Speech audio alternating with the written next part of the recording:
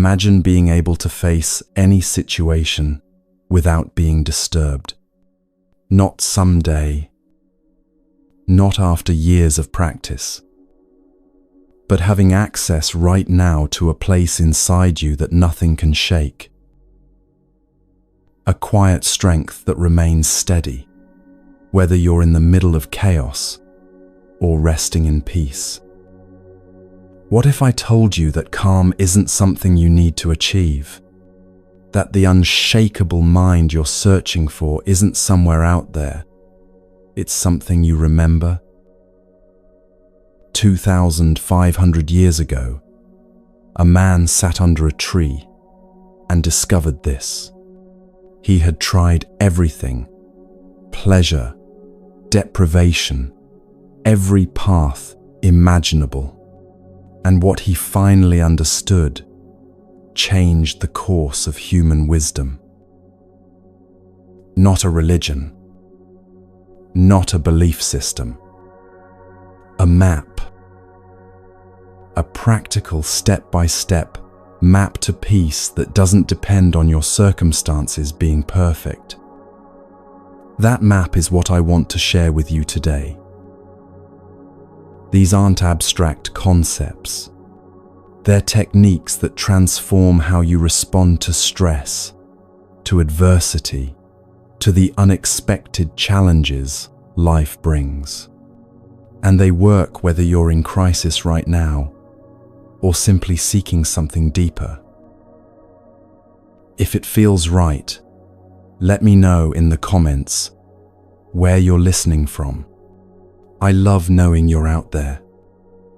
Find a comfortable position. Let yourself settle. This wisdom has traveled 25 centuries to reach you. It's not going anywhere. Are you ready? Let me start with something that might surprise you about how everything in your life is connected.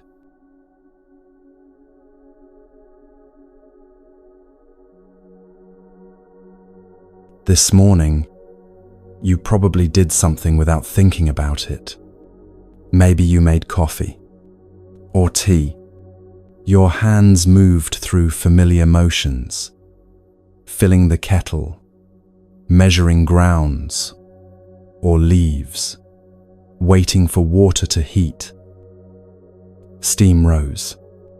That first sip touched your lips. Such a simple ritual, so ordinary you barely registered it happening. But let me show you something extraordinary hidden inside that ordinary moment. That cup in your hands contains the entire universe. I know that sounds like poetic exaggeration. Stay with me. Trace it back. Those coffee beans came from somewhere, perhaps Colombia's mountain slopes, maybe Ethiopia's ancient highlands, possibly Vietnam's red earth valleys. A farmer planted seeds in soil enriched by generations of fallen leaves, decomposed matter, minerals dissolved from rocks over millennia. Someone watered those young plants, their hands calloused from years of tending. Rain fell from clouds that formed over oceans thousands of miles away. Water evaporated from tropical seas, carried by winds shaped by the Earth's rotation, by temperature differences between equator and poles, by forces set in motion when the planet first formed 4.5 billion years ago. That rain nourished your coffee plants. Each morning, the sun rose, a star burning 93 million miles away, fusing hydrogen into helium, releasing light that traveled 8 minutes through the vacuum of space to warm those leaves.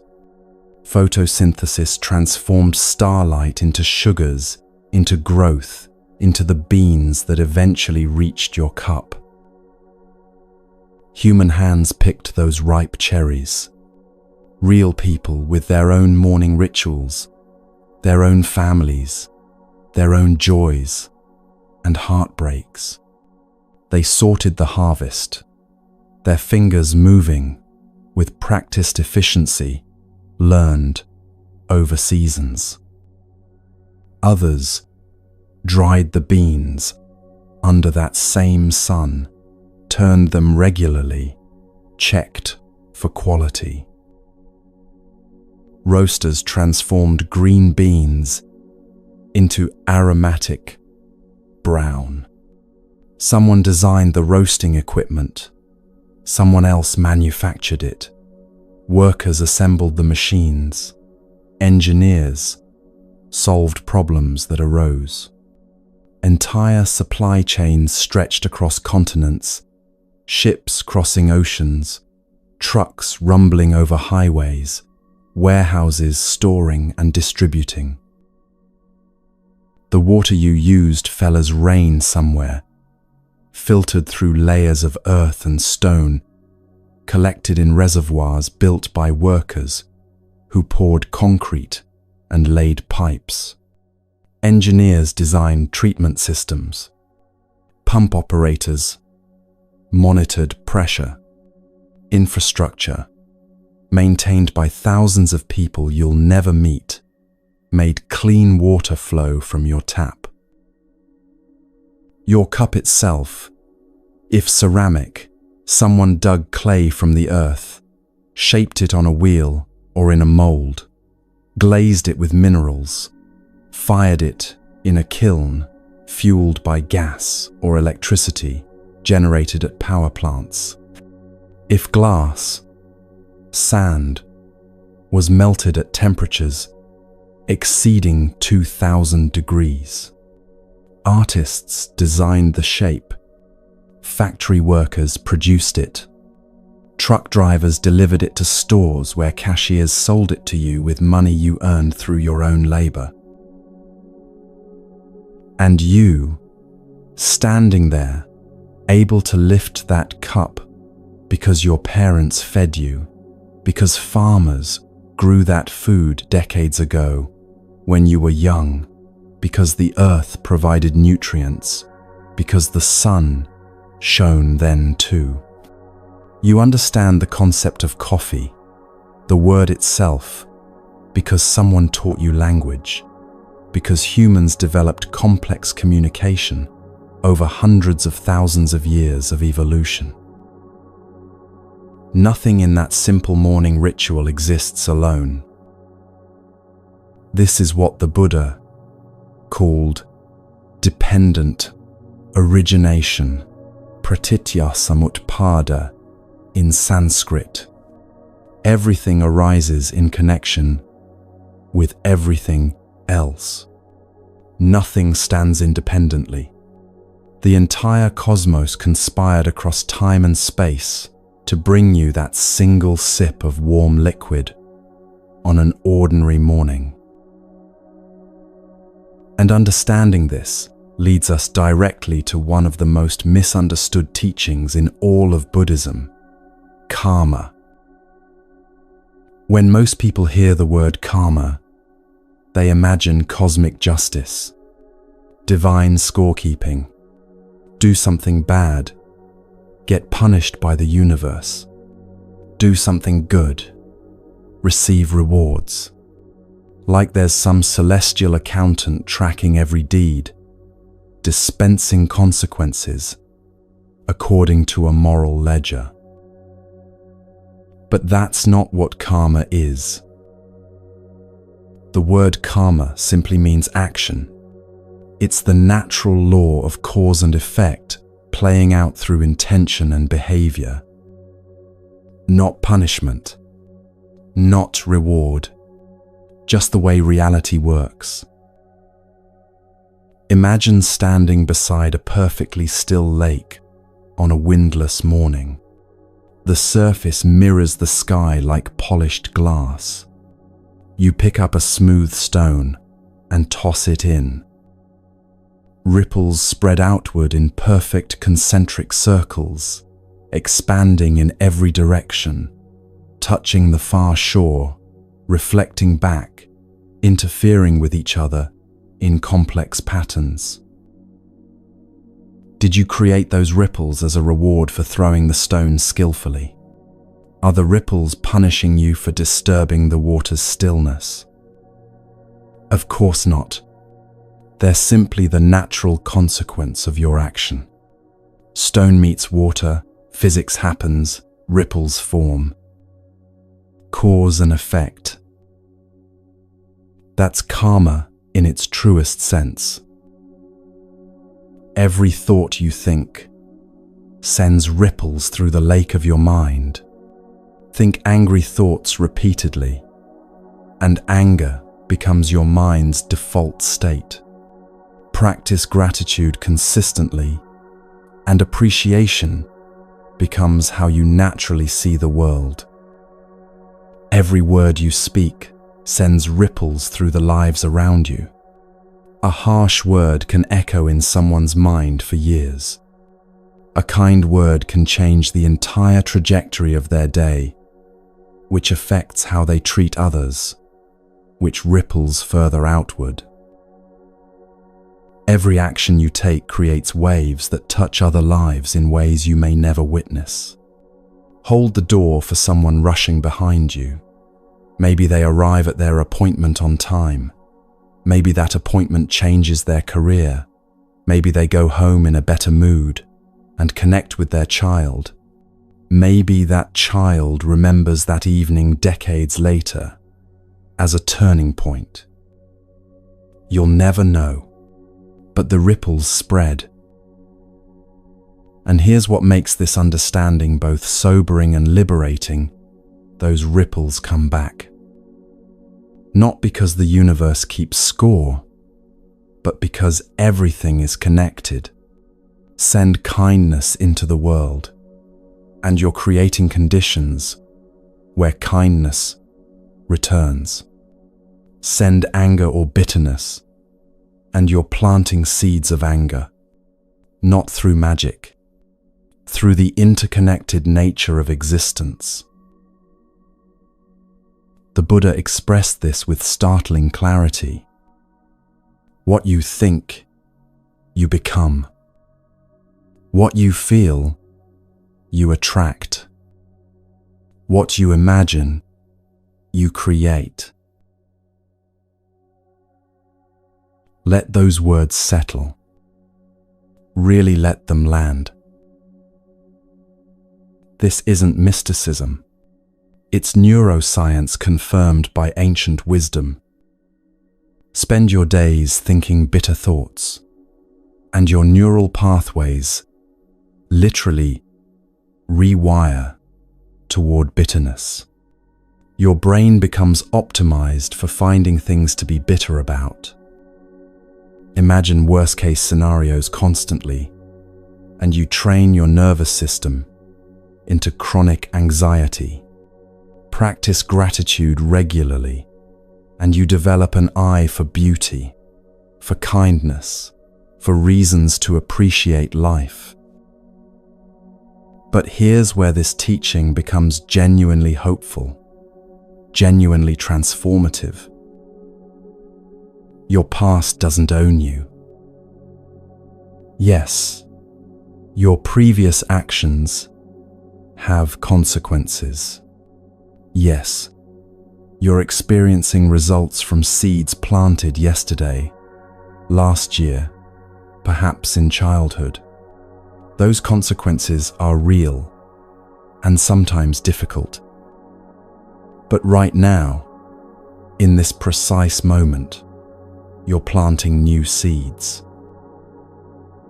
Right now, you're making choices. The choice to listen to these teachings rather than scroll mindlessly. The choice to seek wisdom rather than distraction.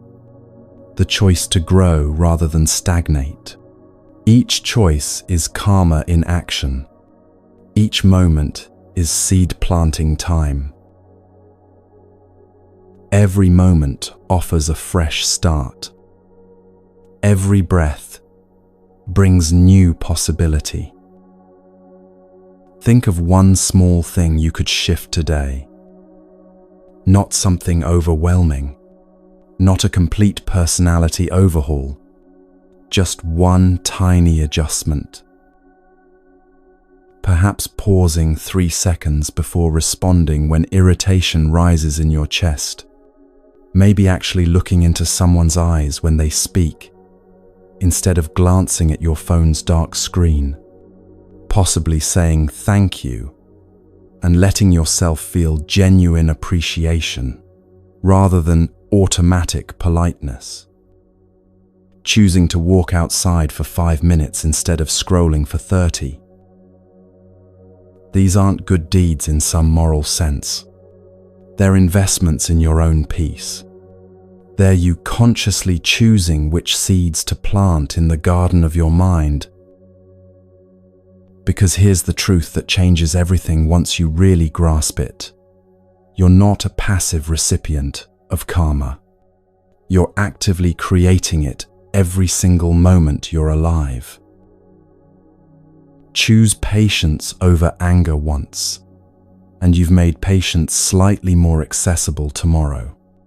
Your brain has formed new connections, weakened old reactive patterns. Choose kindness when you don't feel particularly kind, and you're literally training yourself in kindness. Choose presence over distraction, and you're strengthening neural networks associated with attention and awareness. The mind is like soil, rich, receptive, ready to grow whatever you plant. Plant thorns, harvest pain. Plant flowers, harvest beauty. And this makes me wonder about what happens when someone keeps planting those seeds day after day, moment after moment, year after year. Where does that path lead? The Buddha had a word for the destination: awakening, bodhi, enlightenment. But those words make it sound distant, don't they? So mystical and unreachable. Like something only monks in remote caves can achieve after decades of extreme meditation practice. Let me show you how close it actually is. Forget everything you've heard about enlightenment. Forget glowing auras and levitation. Forget supernatural powers and transcendent states. Forget the idea of becoming someone special, someone fundamentally different from who you are now. Let me tell you a story about a fish. Imagine a fish born in the ocean depths. From its first moment of existence, water surrounds it completely. Water flows above, below, on every side. The fish swims through water, feeds in water, rests in water, plays in water, lives every moment of its life immersed in water.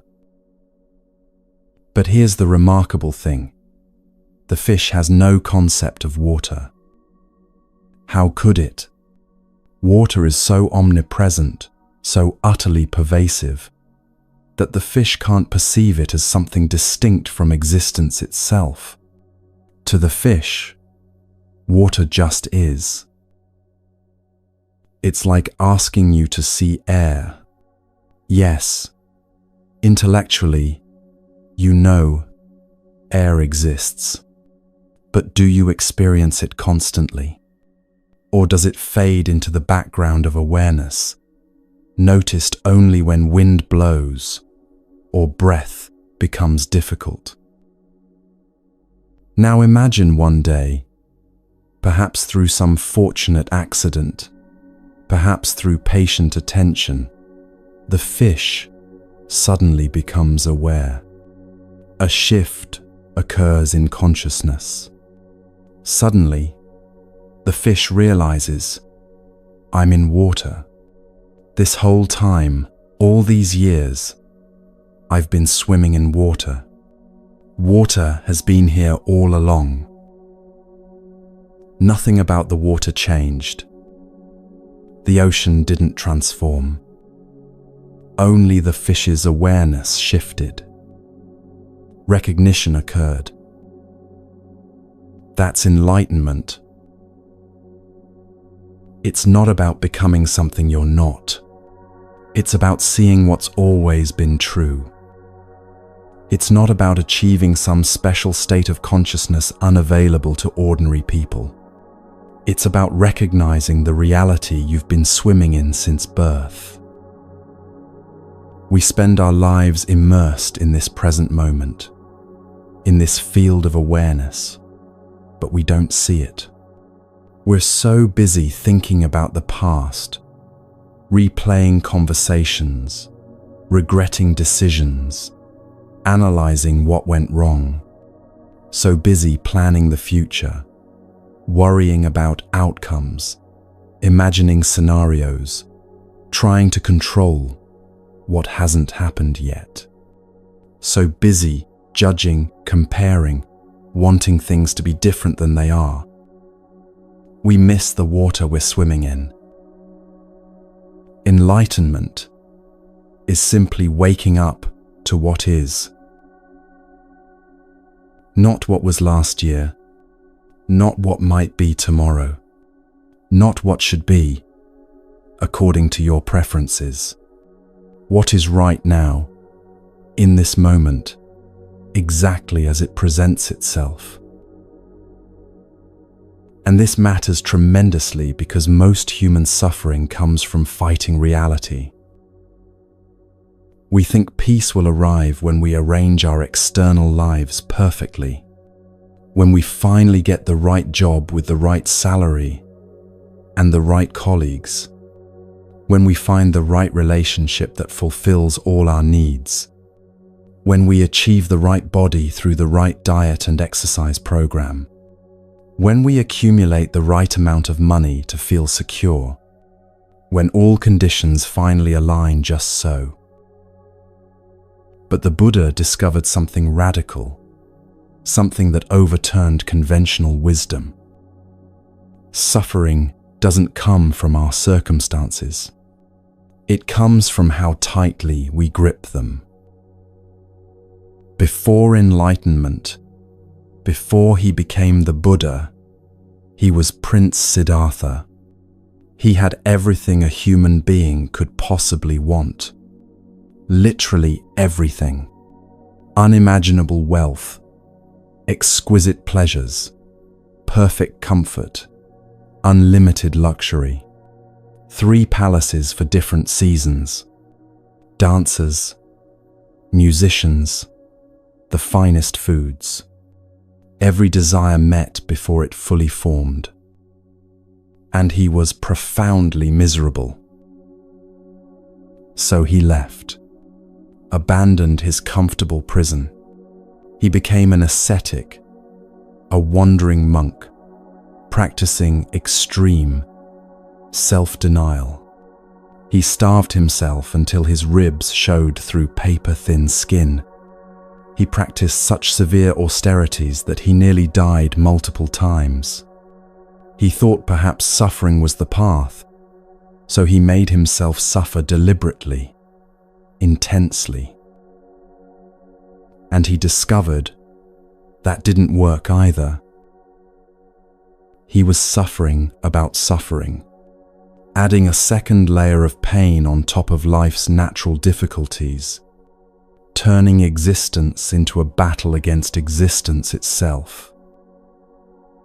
Finally, exhausted from extremes, he sat down under a fig tree and made a simple decision. He would sit there until he understood, not until he achieved something impressive, not until he became someone special or holy, just until he saw clearly what was actually happening. And what he saw was profound in its simplicity. Peace doesn't come from controlling circumstances. It comes from releasing the grip on how things should be. His words echo across 25 centuries. Peace comes from within. Do not seek it without. Pause there for a moment. Really let that land in your body, not just your thinking mind. How much of your life have you spent seeking peace in external things, in achievements that lose their shine weeks after attaining them, in validation from others that never quite fills the emptiness, in getting everything arranged just right, only to watch it fall apart again? And how often has that external peace lasted? Here's the gentle truth, and I offer this with genuine compassion. You're not broken. You don't need fixing. You don't need to become someone different before you can be at peace.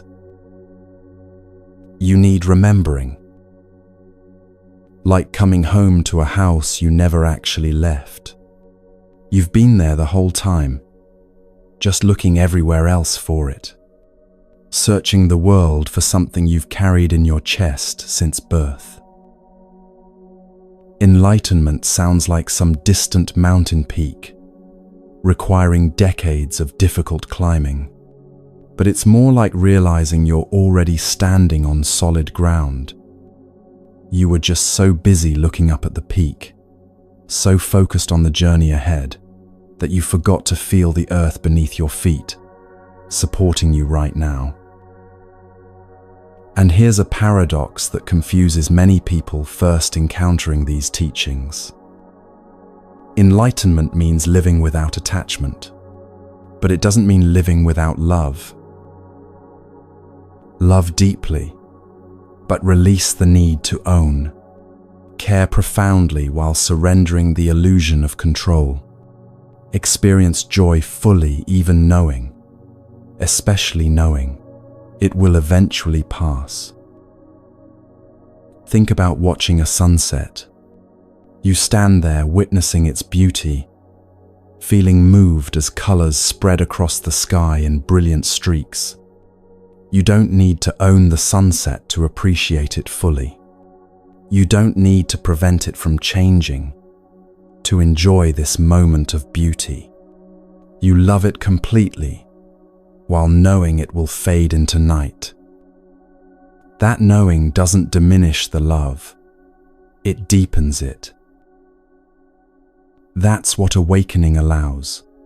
Full engagement with life, without the desperate clinging that turns pleasure into anxiety. But I know what might be arising in your mind right now. This sounds beautiful in theory, perhaps even inspiring. But how do you actually live like that when your mind is always somewhere else? When you're eating breakfast but thinking about emails waiting in your inbox? When you're supposedly listening to someone but already composing your next sentence? When you're walking but completely lost in thought? Arriving without remembering the journey? That's where the practice of presence comes in. And it's simpler than you might imagine. Let me ask you something. Where were you 30 seconds ago? Not physically. Your body was likely in the same position. But where was your attention living? Were you fully here, absorbing these words? Or were you partly here and partly somewhere else, thinking about what you need to do later, replaying something from earlier today, judging whether you agree with what you're hearing, wondering if this is worth your time? Be honest with yourself. There's no wrong answer. I'm simply pointing to something we all experience constantly. We're almost never fully present. We eat while scrolling through phones, tasting nothing. We walk while lost in thought, seeing nothing around us. We talk while planning our next sentence, hearing nothing the other person is actually saying. We go through entire days, entire weeks, sometimes entire years, in a kind of waking sleep, physically present, but mentally absent. Life is happening, and we're missing it. The Buddha taught that our minds resemble lakes. When water is still, you can see all the way to the bottom, every stone, every fish, every detail, perfectly clear. But when wind disturbs the surface, when thoughts and emotions churn the water into turbulence, you can't see anything clearly. Everything becomes murky, distorted, unclear. Most of us live with constantly agitated water, thoughts racing like startled fish, worries spinning in repetitive loops, plans forming and reforming, judgments arising about everything we encounter. The wind of mental activity never stops blowing across the surface. Presence is what happens when the water settles. Not because you forced stillness through effort, but because you stopped adding more wind, stopped stirring the water with constant thinking. And then, clarity arrives naturally. You see things as they actually are, not filtered through your fears and desires and stories about how things should be. You experience life directly, instead of through the screen of constant mental commentary. Now, many people confuse mindfulness with relaxation. They approach it as a technique for feeling calm and peaceful. And yes, calm often comes as a natural byproduct, but that's not the point. Mindfulness isn't about achieving calm, though that frequently occurs. It's about waking up to the life you're already living. It's about being alive while you're alive. And you don't need anything special to practice this. You don't need a meditation cushion, or a quiet room, or perfect conditions. You don't need to wait until your life becomes less busy. Every single moment, exactly as it is, offers a doorway into presence. Your breath, it's always with you, always available. Feel it right now. Cool air entering your nostrils, the slight expansion of your chest or belly, the gentle release as you exhale. That's presence. That's being here. Nothing mystical, just awareness of what's actually happening. The taste of your next meal, instead of eating while doing 3 other things simultaneously, what if you took one bite with complete attention, really tasted it, felt the texture, noticed how your body responds with satisfaction or aversion? That's not some fancy spiritual practice requiring years of training. That's just being alive to your own life. The touch of fabric on your skin right now. Can you feel it? Your clothes against your shoulders, the chair supporting you, the ground under your feet if you're standing.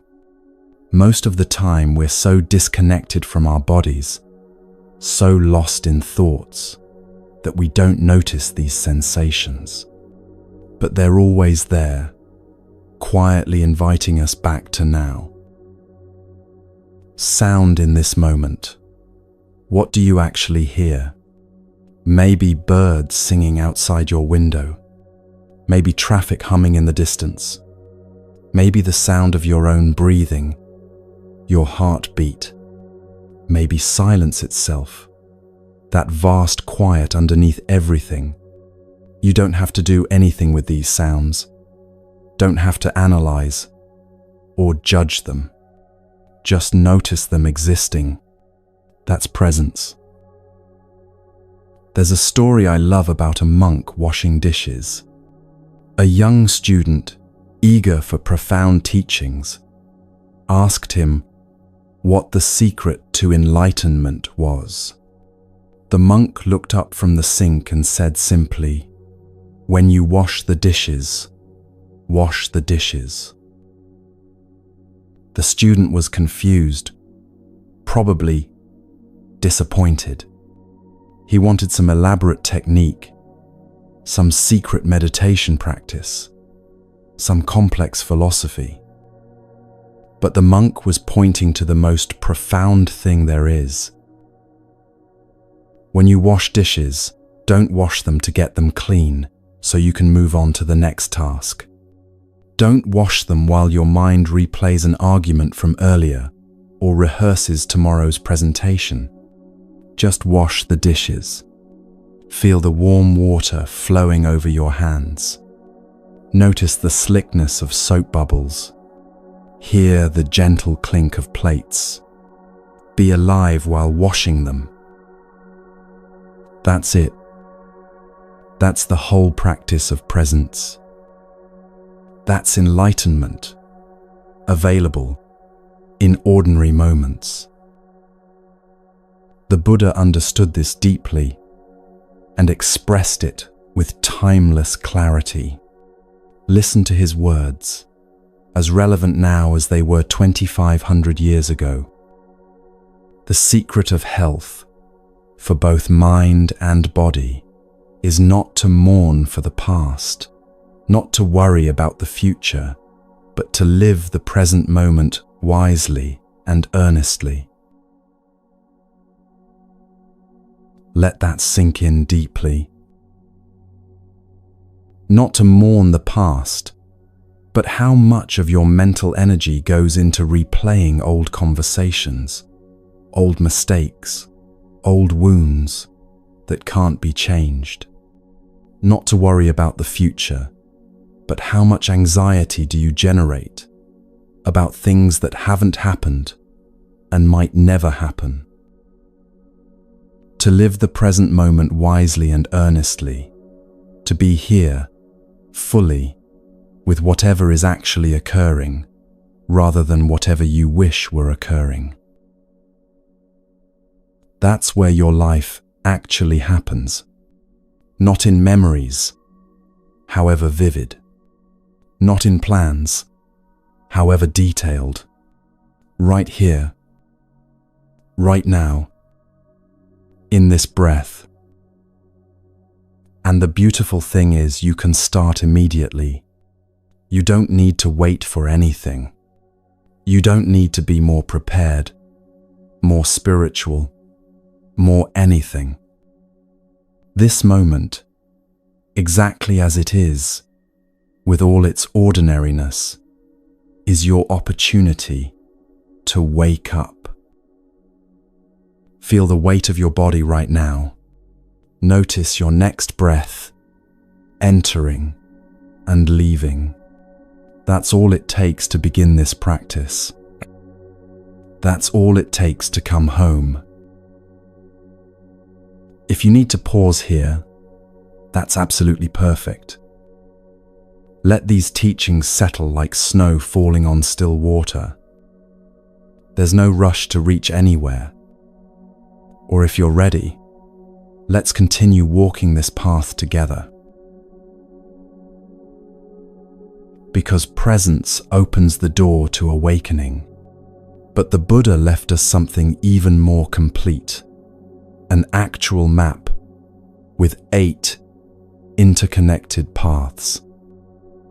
Not commandments handed down from authority, not arbitrary rules to follow blindly, just the way home, discovered through his own profound journey from suffering to freedom, from confusion to clarity. That's where we're headed next.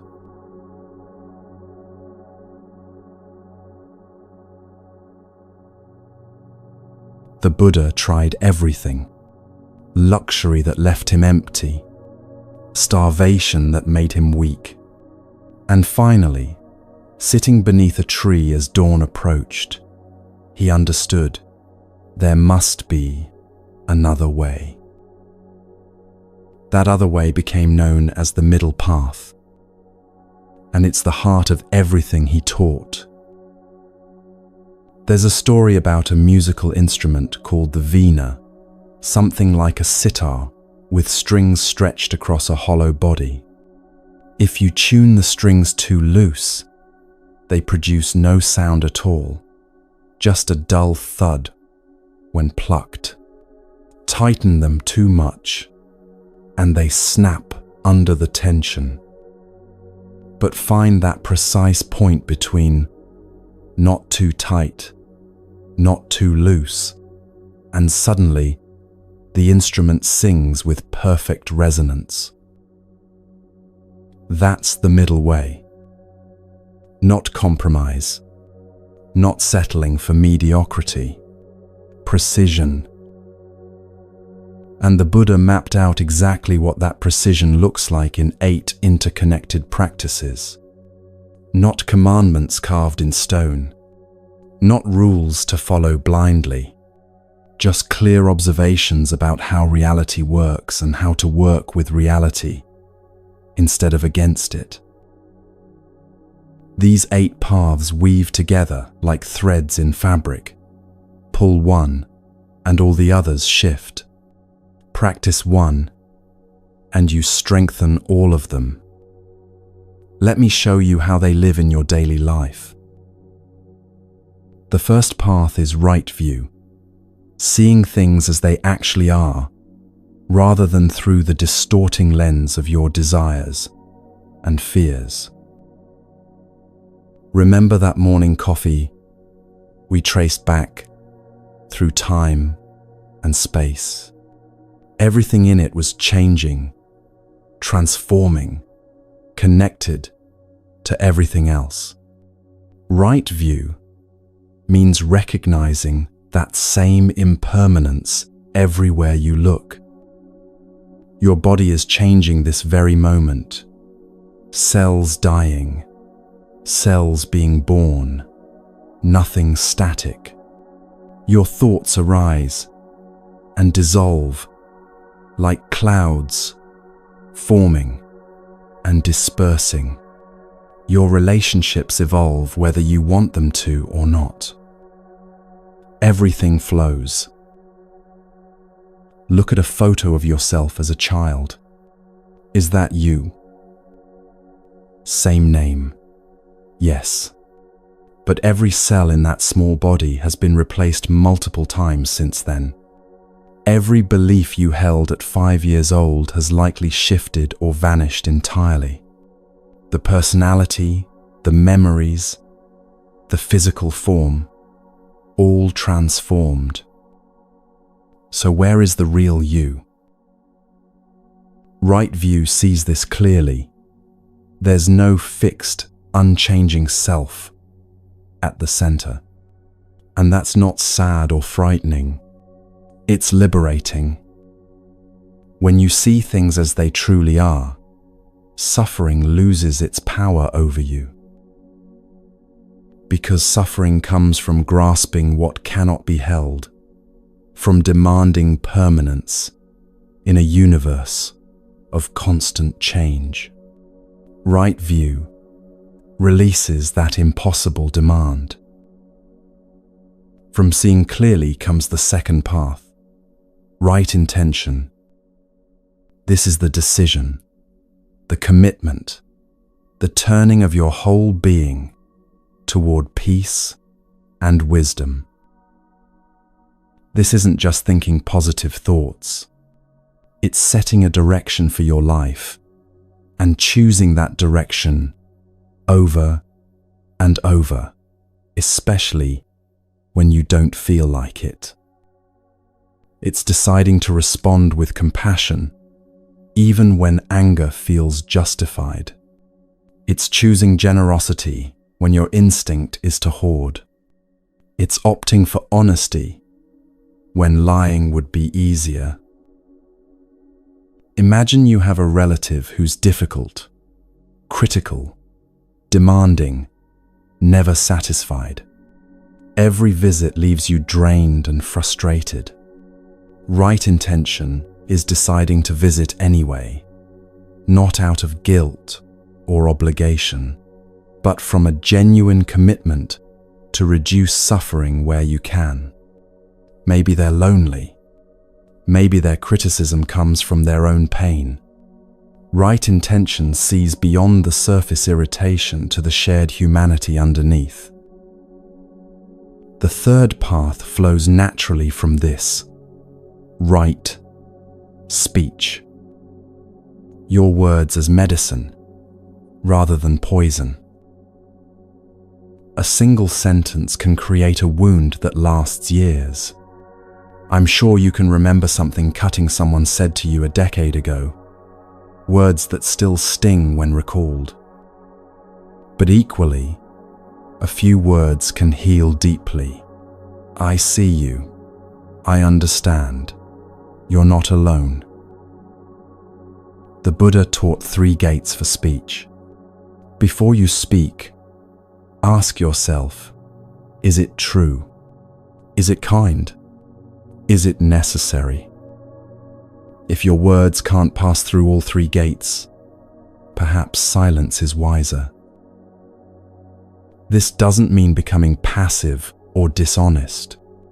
Sometimes truth is hard. Sometimes kindness means saying difficult things.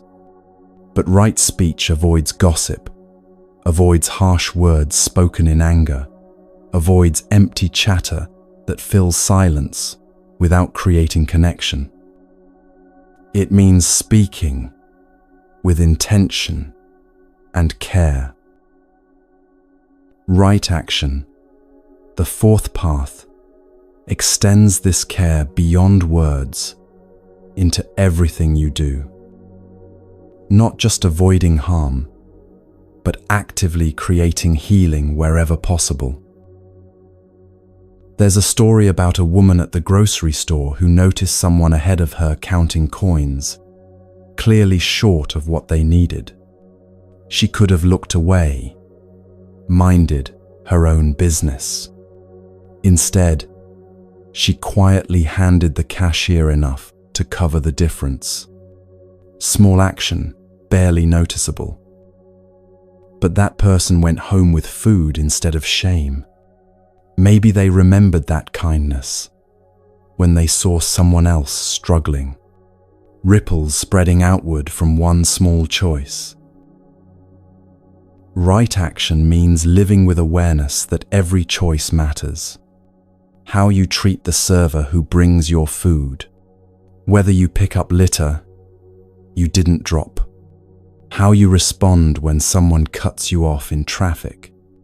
Each moment is an opportunity to add a little more kindness or a little more suffering to the world.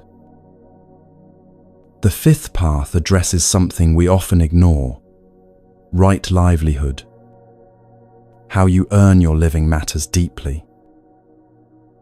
Does your work create suffering or reduce it? This isn't about judging anyone's profession. A corporate lawyer might practice right livelihood by ensuring justice is served. A weapons manufacturer probably isn't, regardless of skill or dedication.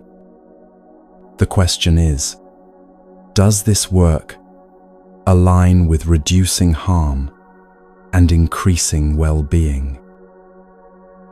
But even in difficult jobs, in work that feels meaningless or frustrating, right livelihood appears in how you show up. There's a story about a janitor at a hospital who practiced his work as sacred service. He didn't just clean floors, He created healing environments. He smiled at patients shuffling past. He worked with care and presence. His title was janitor, but his practice was that of a bodhisattva, bringing comfort to those in pain. Right Livelihood asks, can you bring consciousness and compassion to your work, whatever it is? The sixth path is right effort, and this one is subtle. It's the difference between trying and forcing, between gentle persistence and exhausting struggle. Think about planting seeds. You place them in good soil, water them, ensure they get sunlight. Then you wait. You don't dig them up daily to check progress. You don't pull on the tiny shoots to make them grow faster. You provide conditions and allow natural processes to unfold. Right effort works this way. You practice consistently without forcing results. You show up daily without demanding immediate transformation. You trust the process.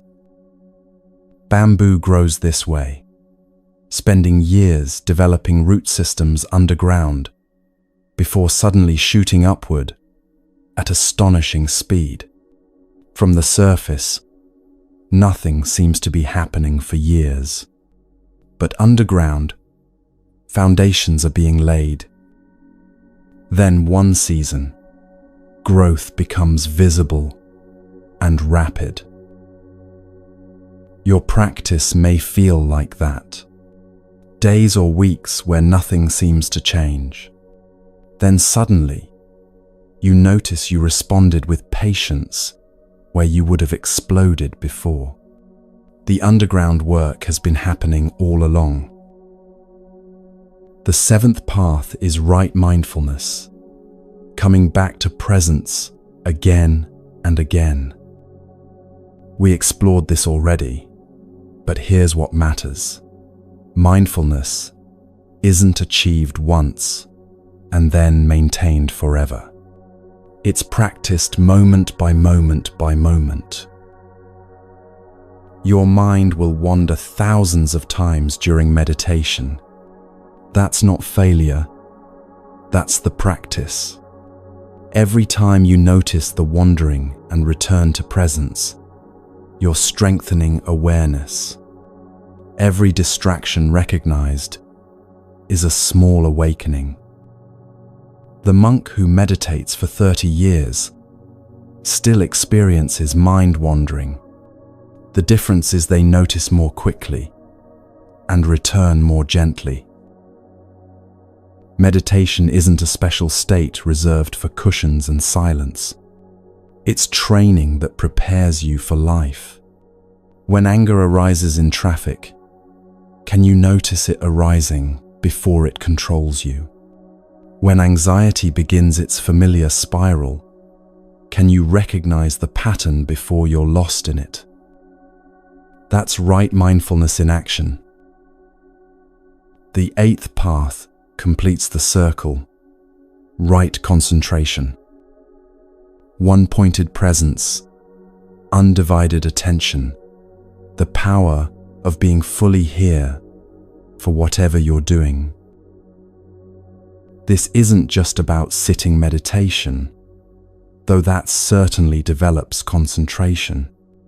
It's about bringing complete attention to your child when they tell you about their day. It's about tasting your food fully instead of eating while scrolling. It's about listening to someone without planning your response while they speak. Our world trains us toward constant distraction, messages pinging, notifications demanding attention, endless streams of content, fragmenting focus into smaller and smaller shards. Right concentration swims against this current. It says, This moment deserves your full presence. This person in front of you deserves your undivided attention. This task, however simple, deserves to be done with complete awareness. The Buddha expressed the power of this beautifully. Better than 1,000 hollow words is one word that brings peace. Let that settle. One word spoken with full presence, with genuine care, with complete attention, it carries more healing than volumes of empty speech. One action taken with total commitment transforms more than countless half-hearted gestures. This is the power of right concentration. And here's what's remarkable about these 8 paths. They're not separate. Practice right speech, and you naturally strengthen right action. Develop right mindfulness, and right concentration deepens automatically. See with right view, and right intention becomes clearer. They're like roots of a single tree spreading underground. You can't tell where one ends and another begins. Together, they form a complete practice for human life. Not a belief system to adopt, but a way of being to embody. Not rules to follow perfectly, but directions to move toward consistently. But even with this beautiful map, even understanding these 8 interconnected paths, you might notice something strange happening. You keep ending up in the same places. You find yourself in the same arguments with different people. The same anxieties arise with different triggers. The same patterns repeat despite your best intentions. Why?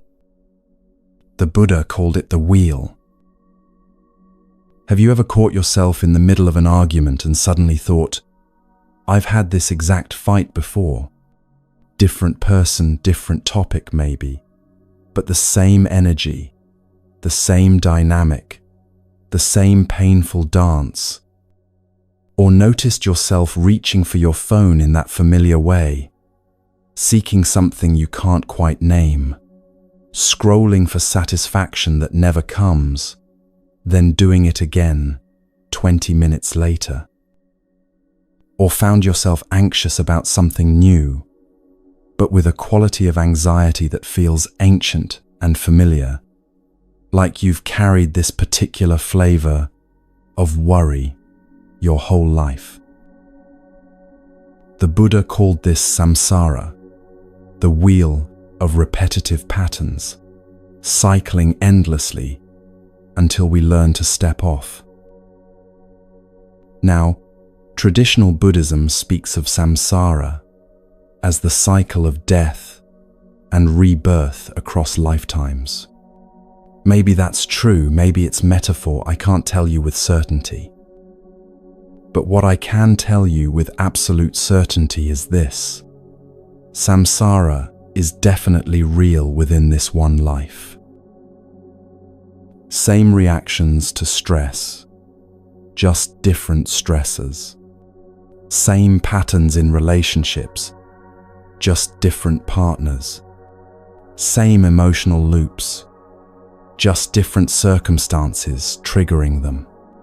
The wheel keeps spinning, and we keep riding it, often without realizing we're on it at all. The Buddha identified 3 things that keep the wheel turning, 3 forces that trap us in repetition. He called them the 3 poisons, but they're really 3 kinds of blindness. The first is ignorance, and this doesn't mean stupidity or lack of education. It means not seeing clearly, not recognizing reality as it actually is. Imagine looking in a mirror and thinking your reflection is another person standing there. You might try to talk to them, get frustrated when they mimic your movements, feel confused about why they won't respond properly. That's ignorance, mistaking appearance for reality. We do this constantly. We see impermanent things and treat them as permanent. We see interconnected processes and mistake them for separate, independent entities. We see the flow of change and try to freeze it, to hold it still, to make it stay exactly as it is right now. Then we suffer when reality refuses to cooperate with our misperception. The second poison is craving, this insatiable hunger for more, for different, for better. The next job will finally bring fulfillment. The next relationship will complete you. The next purchase will bring lasting satisfaction. The next achievement will prove your worth once and for all. Spoiler, it won't.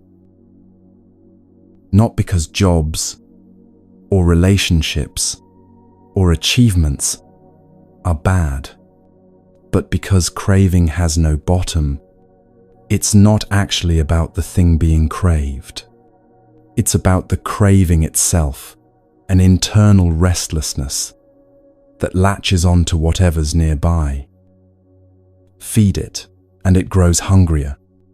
Satisfy one craving, and 3 more immediately appear. The third poison is aversion, pushing away what we don't want with the same energy we grasp at what we do want. Running from pain creates more pain, because now you have the original pain plus the suffering of running. Resisting grief extends grief because you're fighting against a natural process that needs to complete itself. Avoiding discomfort means carrying that discomfort with you everywhere, always vigilant, always on guard. What we avoid follows us like a shadow. These 3 keep the wheel spinning, not seeing clearly, craving what we don't have, pushing away what we do have. And they create 6 different realms we cycle through, 6 states of mind the ancient teachers described as different worlds. The God realm is when everything seems perfect. Life is going well, you're comfortable, maybe even a bit proud of how well you're doing. But there's a danger here, complacency. Without challenge, without friction, growth stops. You become soft, unprepared for inevitable change. Then when difficulty comes, and it always comes, you're crushed because you believed the ease would last forever. The Titan realm is constant competition, endless striving, never being satisfied with where you are because someone else is ahead. You check others' social media and feel inadequate. You achieve something and immediately spot the next rung up the ladder. Success brings no peace because the finish line keeps moving. Exhaustion is the atmosphere of this realm. The human realm is where you are right now, aware, seeking, capable of reflection. There's suffering here, yes, but also the possibility of awakening. This is actually the best realm for spiritual growth, because you have enough discomfort to seek change, but enough capacity to actually do something about it. This is where the path becomes possible. The animal realm is pure survival mode, just getting through the day without deeper reflection or questioning. You wake, work, eat, sleep, repeat. No time or energy for examining your life, because you're too busy just living it. Many people spend years here without realizing it. The hungry ghost realm is endless wanting without satisfaction. Traditional images show beings with tiny mouths and enormous empty bellies, taking in a little but needing so much more. This is addiction, whether to substances, achievement, validation, or just the next moment being different from this one. Always hungry, never full, no matter how much you consume. The hell realm is being consumed by rage, despair, or hatred. The world becomes hostile, everyone an enemy or a fool. Every interaction confirms your darkest beliefs. Pain and anger feed each other in a vicious cycle until nothing else exists. Some people visit this realm briefly during crisis. Others get trapped there for years. And here's what the Buddha wants you to understand. You visit all 6 realms in a single week, maybe in a single day. Morning feels like the God realm. Coffee tastes perfect. You're rested. Everything seems manageable. By noon, you're in the Titan realm, comparing yourself to a colleague's success. Afternoon brings the animal realm, just pushing through tasks mechanically. Evening might drop you into the hungry ghost realm, scrolling endlessly for something to fill the emptiness. Before bed, a moment of clarity, the human realm, recognizing these patterns. The wheel keeps turning, carrying you through these states, and you might not even notice the transitions. You might think this is just how life is, ups and downs, good days and bad days, the nature of existence.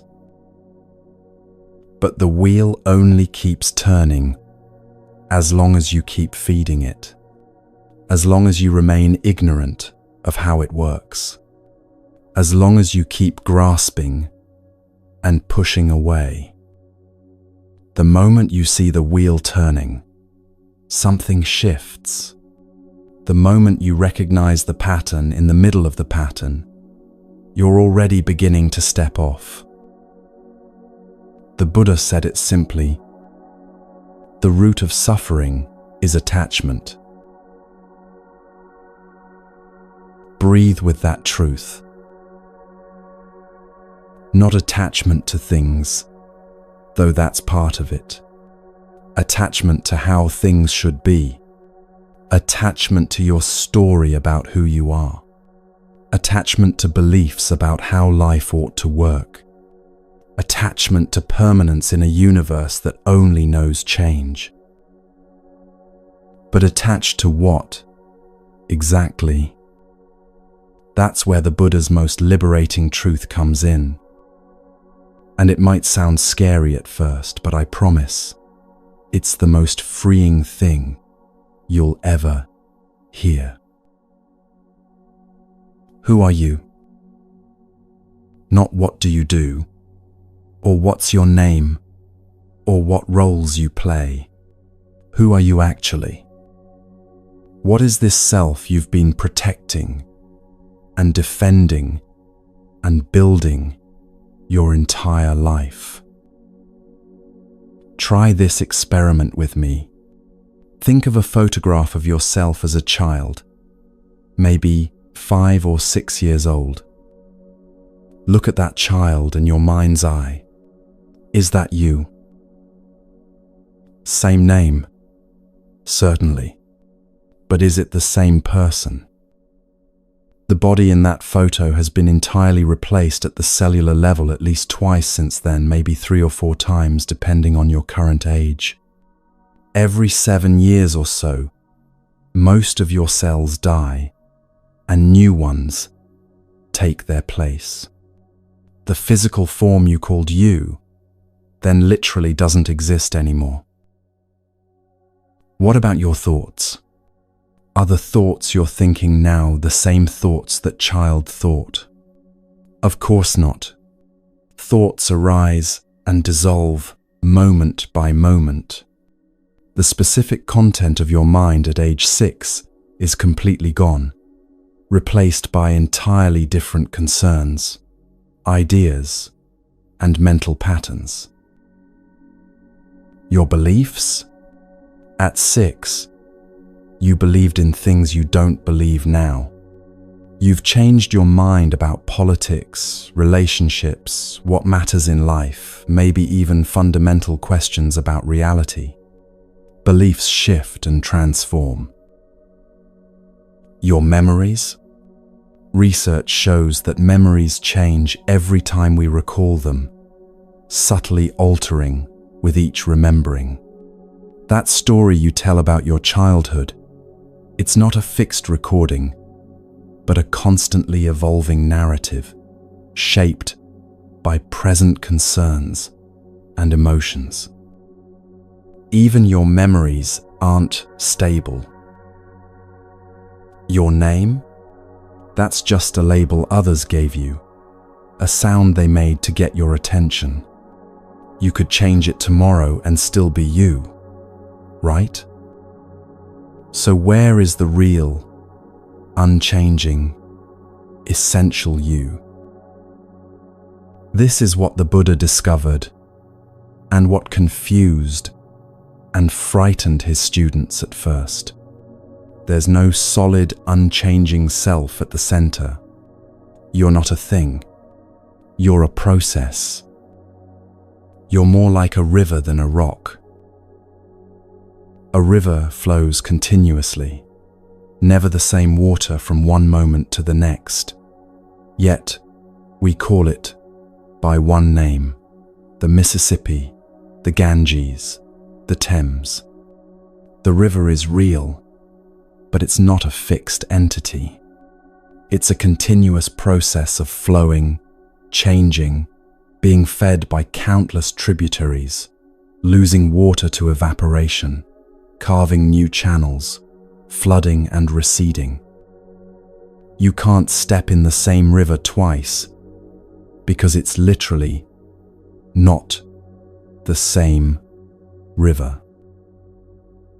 That's what you are, a flowing process, always continuous, but never static. And why does this matter so much? Because of what it frees you from. The ego spends its entire existence defending something that doesn't exist, taking offense at imagined attacks on an imaginary solid self, fearing loss of something it never actually had, building walls around emptiness, protecting a ghost. When you see through this, when you really understand there's no fixed self to defend, lightness arrives. Someone criticizes you, and instead of that old contraction of hurt, there's space. Space to hear what might be useful in the criticism without taking it as an attack on your core being, because there is no core being in that solid sense. There's just this moment's experience, already changing into the next moment's experience. Now, this teaching can sound nihilistic at first. If there's no self, does that mean you don't matter? That your life is meaningless? That you should just give up on everything? The opposite is true. This doesn't mean you don't matter. It means you're not separate. You're the river itself, not something riding in a boat on the river. You're the ocean pretending to be a wave for a brief, beautiful moment. And when the wave understands it's made of ocean, all fear of dissolution vanishes. The wave doesn't die when it crashes on the shore. It returns to what it always was. The Buddha's words echo across time with gentle precision. In the end, only three things matter: how much you loved, how gently you lived, and how gracefully you let go of things not meant for you. Let those words sink deep, not into some permanent self, but into this present awareness that's reading them. Breathe here. Let that land. There's no rush to move forward. There's nowhere to get to. So if there's no fixed self, how do we actually live? What does it look like to walk through the world understanding this truth? Does it mean becoming passive, detached, indifferent to life? Let me show you what it really means.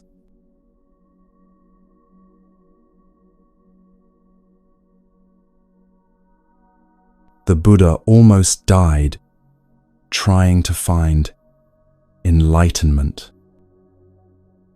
This isn't metaphor or exaggeration. He literally pushed his body to the edge of death, believing that extreme self-denial would reveal ultimate truth. He was a prince who had everything, so he tried having nothing. He ate 1 grain of rice per day. His ribs protruded so sharply you could count them through his skin. His eyes sank deep into his skull. Other ascetics looked at him with respect, even awe, because surely someone suffering this much must be close to enlightenment. But he wasn't. He was just starving. One day, weak and dizzy, on the verge of death, a young woman passed by and offered him a bowl of milk rice. Something in him recognized the absurdity of what he'd been doing. He accepted the bowl. He ate. The other ascetics were horrified. They mocked him, called him weak, said he'd given up on the spiritual path. They abandoned him there by the river. But he didn't care anymore because he'd discovered something more valuable than their approval: balance. That evening, with strength returning to his body, he sat beneath a fig tree and finally understood. The path wasn't deprivation or indulgence. It wasn't punishing the body or drowning in pleasure.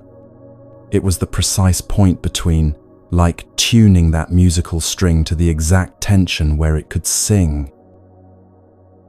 This became the heart of everything he taught, the middle way.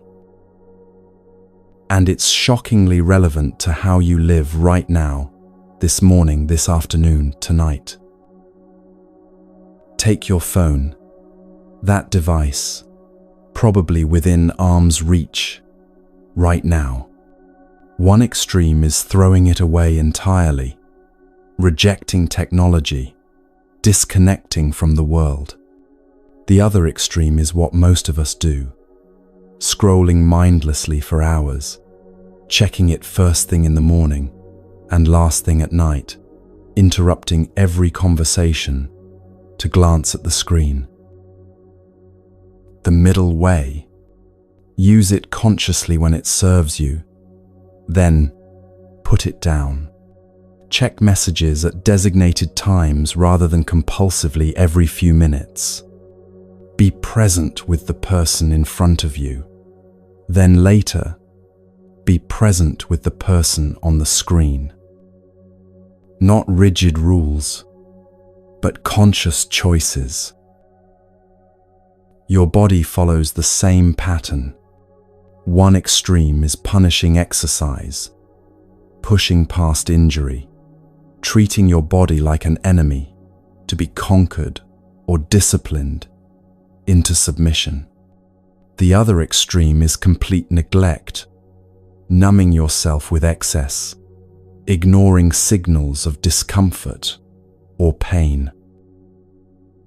The middle way is respectful care, moving your body because it feels good to move, resting when rest is needed, eating in a way that energizes rather than dulls, listening to what your body actually needs rather than what magazines or social media insist you should do to it.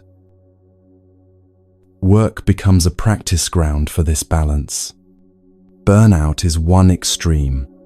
Every waking hour devoted to productivity, self-worth measured by output, rest treated as laziness.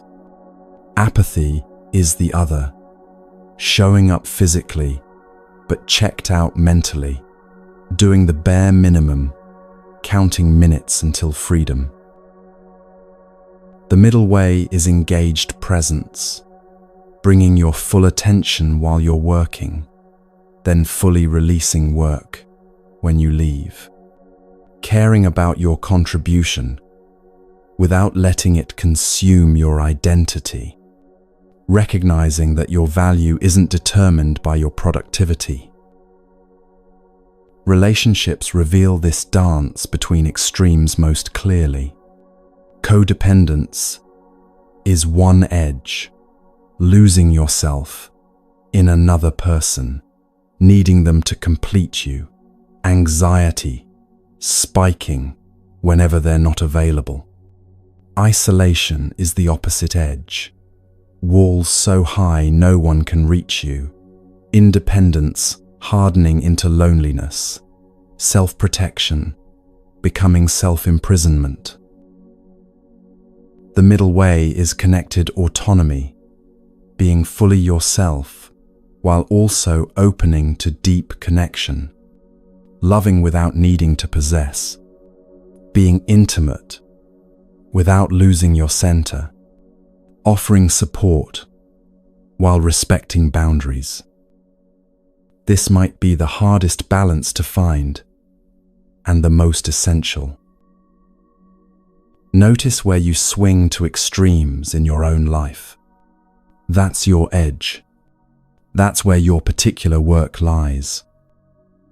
One person's middle way with food might look extreme to someone else because we all start from different places. The invitation isn't to copy someone else's balance, but to discover your own. Freedom waits there at your edge, in that sweet spot between too tight and too loose. But balance alone isn't enough. You could have perfect equilibrium in all these areas and still feel hollow inside.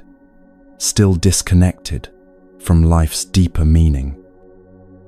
There's something that makes everything else work, something that transforms the path from intellectual concept into lived reality. The Buddha called it the heart of the teaching, compassion. What if I told you everyone you meet is you? Not metaphorically, not poetically, but literally true in the deepest sense. Everyone you encounter is an expression of the same consciousness, experiencing itself from a different angle.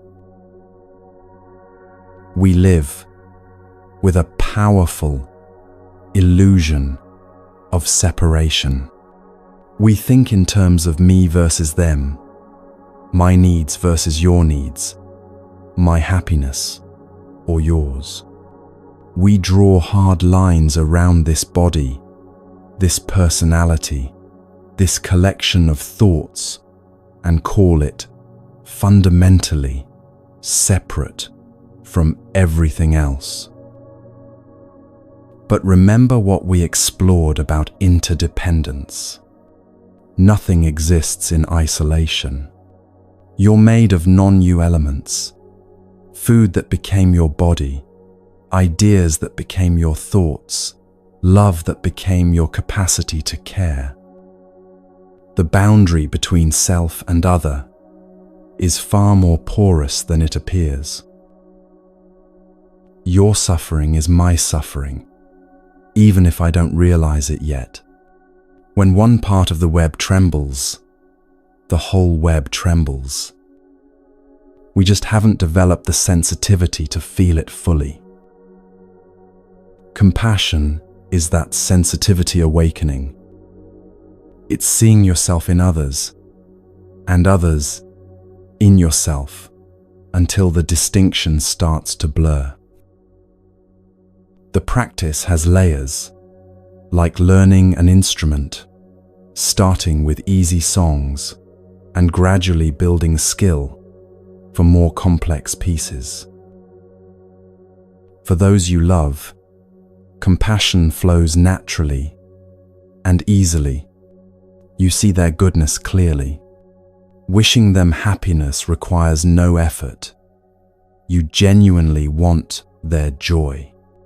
When they suffer, you feel it in your own chest. This is compassion in its most instinctive form, the baseline from which you'll expand. For strangers, compassion becomes training. The cashier scanning your groceries with exhaustion written across their face, can you see them? Not as a function or a service provider, but as a whole human being having a difficult day? The driver who cut you off in traffic, the person walking too slowly on the sidewalk, the telemarketer interrupting your dinner, each one carries a complete life you know nothing about. There's a saying worth remembering: be kind, for everyone you meet is fighting a hard battle. You don't see the battles. The cashier's child might be sick. The driver might have just received devastating news. The slow walker might be recovering from surgery. You can't know their story, so err on the side of kindness. For difficult people, compassion reaches its peak as genuine spiritual practice. This is mastery-level work. Someone who hurt you, who betrayed your trust, who said something cruel that still echoes in your mind years later, can you find compassion for them? This doesn't mean condoning their actions. It doesn't mean allowing continued harm or pretending it didn't hurt. It means recognizing that hurt people hurt people. Their cruelty came from their own unhealed wounds, their own confusion, their own suffering.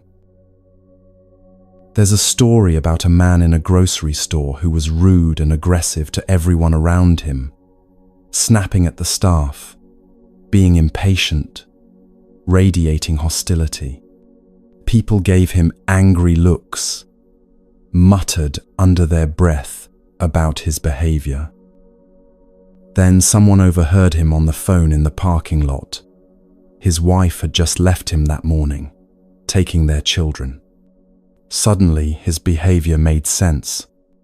It didn't excuse it, but it explained it. Compassion arose naturally once the context was visible. The truth is, everyone acting badly has a context you can't see. Everyone lashing out is bleeding from somewhere. Compassion doesn't require knowing the specific wound, just recognizing that it exists. But there's one person most of us struggle to feel compassion for more than anyone else: ourselves. We're often cruelest to ourselves.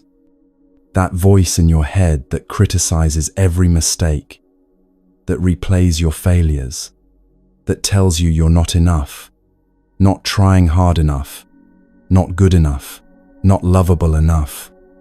Would you let someone else talk to you that way? Would you let a friend berate your child with that harshness? Of course not. Yet you let that voice run unchallenged in your own mind. Self-compassion isn't selfish or indulgent. It's foundational. You genuinely cannot pour from an empty cup. You cannot offer others what you refuse to give yourself. Treating yourself with harshness doesn't make you strong or disciplined. It makes you fragile and defensive. The Buddha's words on this are unequivocal.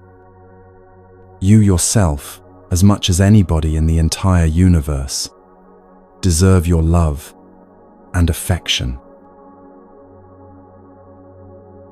Let that truth settle into your bones. As much as anybody, not less. Not after everyone else is taken care of. As much. Let's try something together, right now. Just for a moment. Bring to mind someone you love deeply. A child, a partner, a dear friend, someone whose happiness matters to you. Feel that warmth in your chest, that natural affection. Now, silently, say these words to them. May you be happy. May you be peaceful. May you be free from suffering. Notice how natural that feels, how much you genuinely want those things for them. Now, and this might be harder, say the same thing to yourself. May I be happy. May I be peaceful. May I be free from suffering. Notice how that feels. Maybe uncomfortable, maybe awkward, maybe like you don't quite deserve it. Maybe surprisingly tender, like a door you didn't know existed, just opened a crack. That feeling, whatever it is important information. That's where your work with self-compassion begins. Compassion is the heart of the path, the force that animates everything else. Without it, the eightfold path becomes a set of rules you follow to feel superior. With it, the path becomes a natural expression of caring for all beings, including yourself.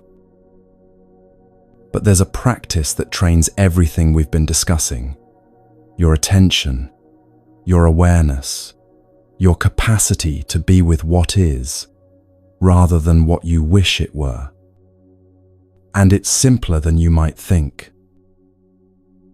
You don't have to sit cross-legged on a cushion to meditate.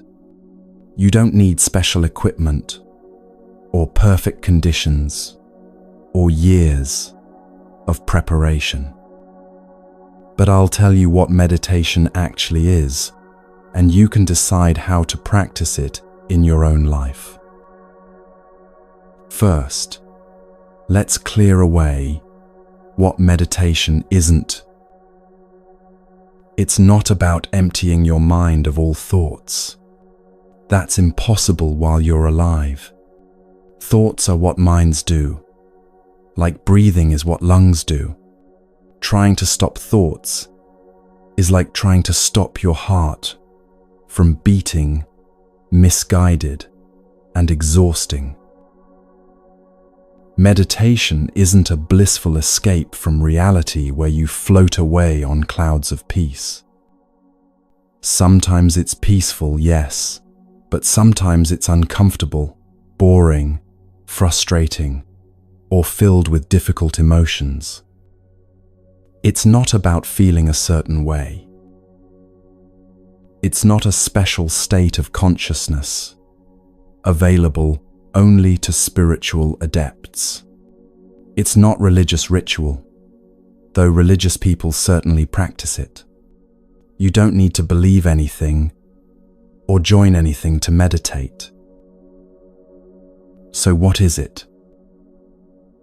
Meditation is watching the river of thoughts without jumping in. It's observing the mind's activity without getting swept away by it. Just watching. Imagine you're sitting beside a river. Leaves and twigs float past on the current. You don't jump in to grab them. You don't try to stop the flow. You just sit and watch things drift by. That's what meditation does with thoughts. The breath becomes your anchor in this practice, always available, always with you. You feel it entering your nostrils, cool and fresh. You notice your chest or belly rising slightly. You sense the pause at the top of the inhale, then the release, the exhale flowing out. Over and over, this simple rhythm that's kept you alive since birth. And your mind will wander. This isn't failure. This is guaranteed. Within seconds, you'll be planning dinner, or replaying a conversation, or wondering if you're doing this right. That's absolutely normal. The practice is noticing when your mind has wandered and gently returning to the breath. That return is the meditation. Not staying focused for long periods, but returning again and again when you notice you've drifted. You might return 1,000 times in 10 minutes. Each return is a small awakening, a moment of choosing presence over distraction. You don't fail at meditation when your mind wanders. The wandering is the meditation. The noticing is the meditation. The returning is the meditation. All of it together is the practice. As you develop stability with the breath, meditation naturally deepens into what's called vipassana, seeing clearly, insight meditation. You expand your awareness beyond just breathing. Notice body sensations, the pressure of your seat, tingling in your hands, warmth or coolness, tension or ease. You're not trying to change anything, just observing what's actually present. Notice sounds, birds outside, traffic humming, the refrigerator cycling on, your own heartbeat. Let sounds come and go, without labeling or judging them as good or bad, pleasant or unpleasant. Notice emotions arising and passing through like weather systems moving across the sky. Anxiety appears, peaks, fades. Sadness wells up, lingers, dissipates. Joy bubbles through, sparkles, settles. You're not controlling them or pushing them away. You're simply observing them happening. And here's the revolutionary part, the insight that changes everything. You start to see that thoughts aren't you. They're weather passing through your inner sky. You are the sky itself, vast and unchanging, while thoughts are just clouds drifting across. This understanding transforms your relationship with your own mind. That anxious thought about tomorrow doesn't define you. It's just a thought arising in awareness. That harsh self-judgment isn't the truth about who you are. It's just another cloud passing through. You are the spacious awareness in which all these mental events occur. But meditation isn't limited to sitting on a cushion in silence. That formal practice trains you, strengthens your attention, but the real meditation is everywhere. Washing dishes becomes meditation when you feel the warm water. Notice the slickness of soap. Hear the gentle clink of plates without your mind being somewhere else. That's meditation. Walking becomes meditation when you feel each foot contacting the ground. Sense your weight shifting.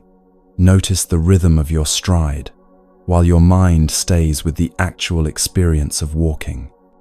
That's meditation. Listening to someone speak becomes meditation when you're fully receiving their words, without planning your response, without judging what they're saying, just being present to their expression. That's meditation. Anything done with full presence, without the mind splitting off into past or future, is meditation in action. There's a beautiful Zen story about this. A student approached the master and asked earnestly, "What is enlightenment?" The master looked up from the vegetables he was preparing and said, "When you wash rice, wash rice. When you chop vegetables, chop vegetables." The student was confused, probably disappointed by such a simple answer. He wanted something profound, some secret teaching, some complex practice. The master smiled gently. "That's it. That's the whole thing. When you do what you're doing, fully present to the doing, not wishing you were somewhere else, or someone else, or doing something else, that's enlightenment, available in ordinary moments." The Buddha said this with characteristic clarity. Do not dwell in the past. Do not dream of the future. Concentrate the mind on the present moment.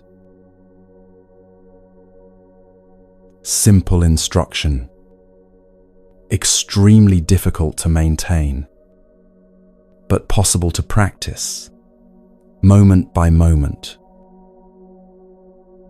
These practices, the middle way, compassion, meditation, they sound beautiful when you're calm and centered, listening or reading in a quiet moment.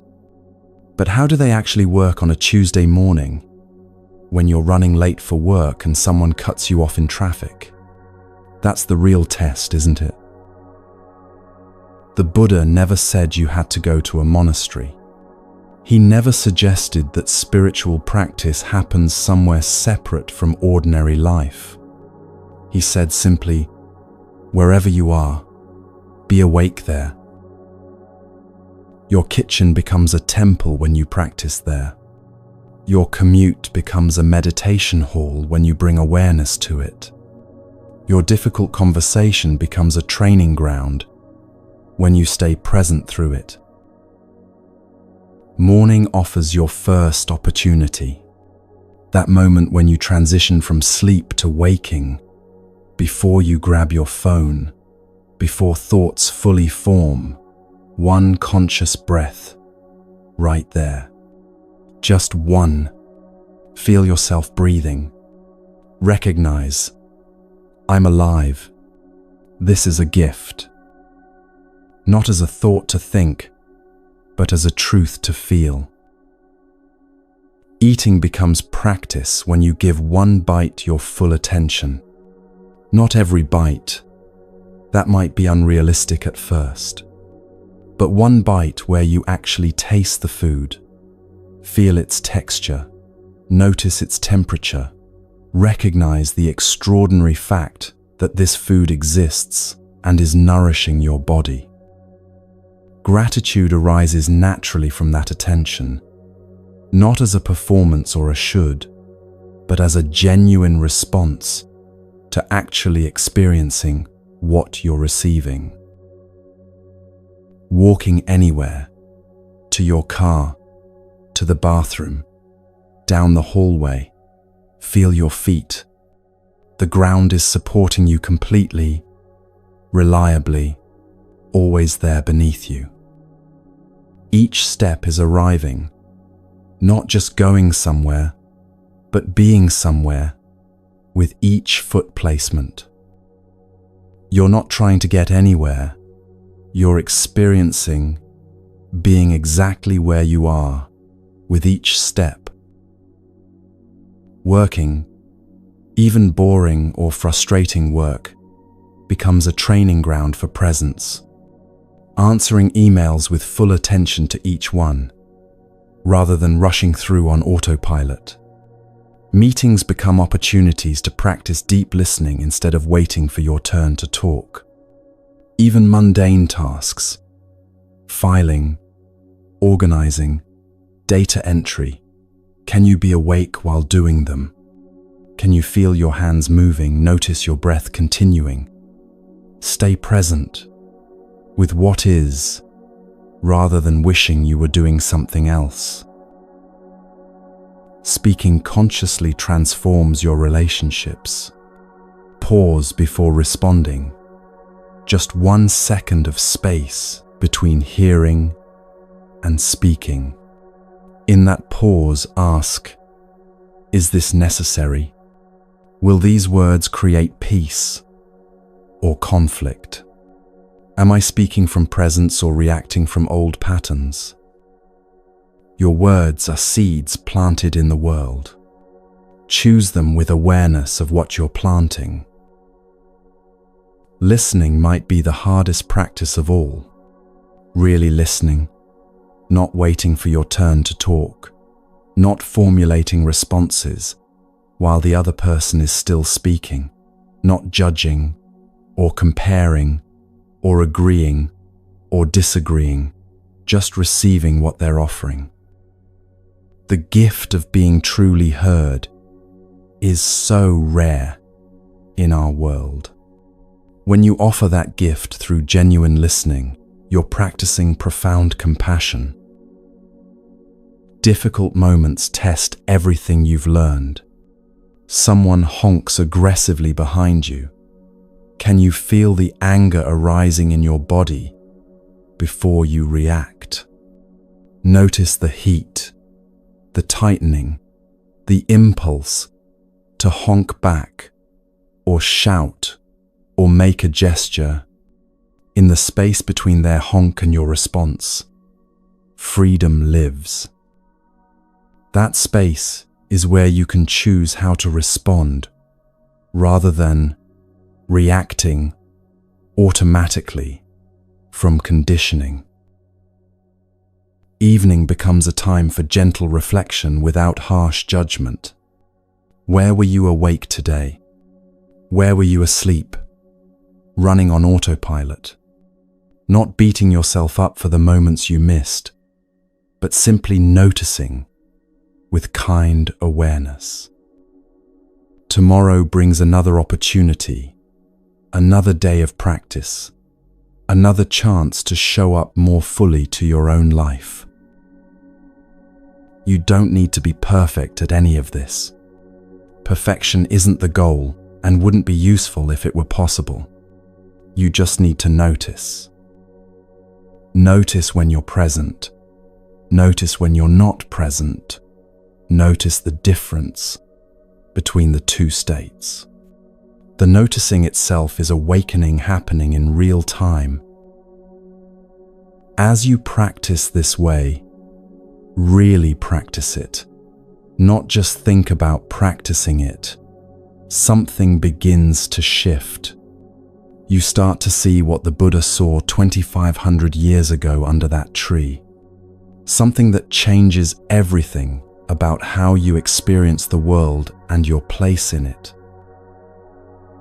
You start to notice that nothing exists in isolation, that you're intimately connected to everything around you in ways both obvious and subtle.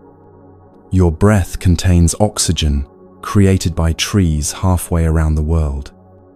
Your thoughts are shaped by conversations, books, experiences stretching back before your birth. Your actions ripple outward, touching lives you'll never meet. The hard boundary you drew between self and other begins to soften, blur, reveal itself as more permeable than you thought.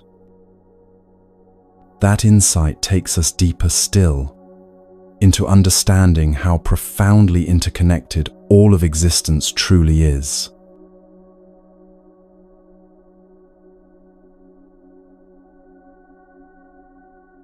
Pick up anything near you right now, anything at all. Maybe a cup sitting on the table, your phone in your hand, a piece of fruit in the kitchen. Now let me show you how it contains the entire universe. Let's say you picked up an apple. Simple, ordinary, unremarkable. But look deeper. That apple came from a tree, obviously. But before the tree, there was a seed. Before the seed, there was a parent tree that produced it. Before that tree, another seed, another tree, back through countless generations of apple trees stretching into deep time. The soil that fed the seed, it was made from decomposed leaves, broken down rock, the remains of countless organisms that lived and died to create that rich earth. Millions of years of geological processes ground mountains into minerals. Billions of bacteria worked invisibly to transform matter into nutrients. Rain watered that soil. Where did the rain come from? Oceans heated by the sun, water evaporating, rising, condensing into clouds, traveling on winds shaped by the Earth's rotation and temperature gradients.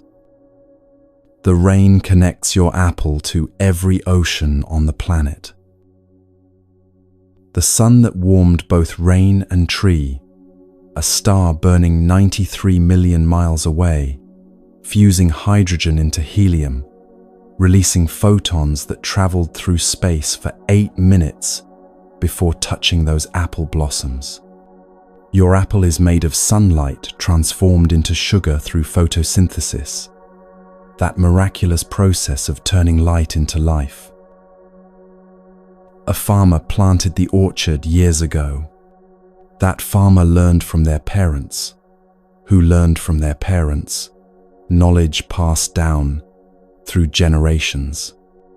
The farmer ate food grown by other farmers, drank water from distant watersheds, breathed air created by forests and plankton. The farmer's entire life, with all its joys and struggles, is woven into this apple. Hands picked the apple at just the right moment of ripeness. hands belonging to someone with their own story, their own family, their own dreams and disappointments. Maybe they were thinking about their children while picking. Maybe they were worrying about bills or remembering a joke someone told. Their consciousness, their humanity, touched this fruit. A truck transported it, burning fuel refined from ancient organisms, compressed over millions of years into oil. The driver navigated roads built by workers using materials mined from the earth and refined through industrial processes. The truck itself was designed by engineers, manufactured by assembly line workers, shipped from factories powered by electricity, generated at distant power plants. The store that sold it employed people who stocked shelves, managed inventory, operated cash registers. You bought it with money earned through your own labor, work made possible by education you received from teachers who devoted their lives to passing on knowledge they received from their teachers, back through an unbroken chain of human learning stretching to the first person who ever taught anything to anyone. Back and back and back, threads of connection extending in every direction through time and space. There's nothing in that apple that's apple alone. It's made entirely of non-apple elements: sunlight, soil, water, human labor, geological time, cosmic processes. Remove any one of those elements, and you have no apple. And so are you. You're made of your mother's body, the literal substance of her that became the substance of you. The food you've eaten through your entire life, plants and animals that gave their existence to continue yours. Every meal you've ever consumed is now walking around as part of your body. You're made of words you've heard, language that shaped how you think, stories that formed your understanding of what's possible, conversations that altered the direction of your life. Ideas from books written by people you'll never meet live in your mind, as if they were your own thoughts. You're made of pain you've survived, experiences that felt like they would break you, but instead broke you open, creating space for wisdom and compassion you couldn't access before. You're made of love you've received, every kind word, every supportive presence, every moment someone saw you truly and accepted what they saw. Every person you've ever met has left traces in you. The teacher who believed in you changed your trajectory. The friend who betrayed you taught you something about trust and boundaries. The stranger who smiled at you on a difficult day reminded you that kindness exists. They're all in you now, part of the fabric of who you've become. Every moment you've lived has shaped this moment. You're not a fixed thing, but a process, a flowing together of countless causes and conditions. A verb disguised as a noun. The Vietnamese monk Thich Nhat Hanh created a word for this reality: into being. Not being, but into being. We are. You can't be by yourself alone. You can only interbe with everything else. Why does this matter so profoundly? For gratitude, first of all. When you see how nothing is truly yours in the sense of being independent and self-created, gratitude becomes a natural response to existence itself. The meal you eat represents infinite generosity. Not just the obvious generosity of whoever prepared it or paid for it, but the generosity of soil and sun and rain, of farmers and truckers and grocery workers, of plants giving themselves to become your nourishment. You're receiving constantly, every moment, from the entire universe. Nothing you have is really yours in the possessive sense. It's all borrowed, all gift, all temporary. Even your body is borrowed from the earth and will return to it. This recognition doesn't diminish life. It deepens appreciation for the miracle of having anything at all. For responsibility, this understanding transforms everything.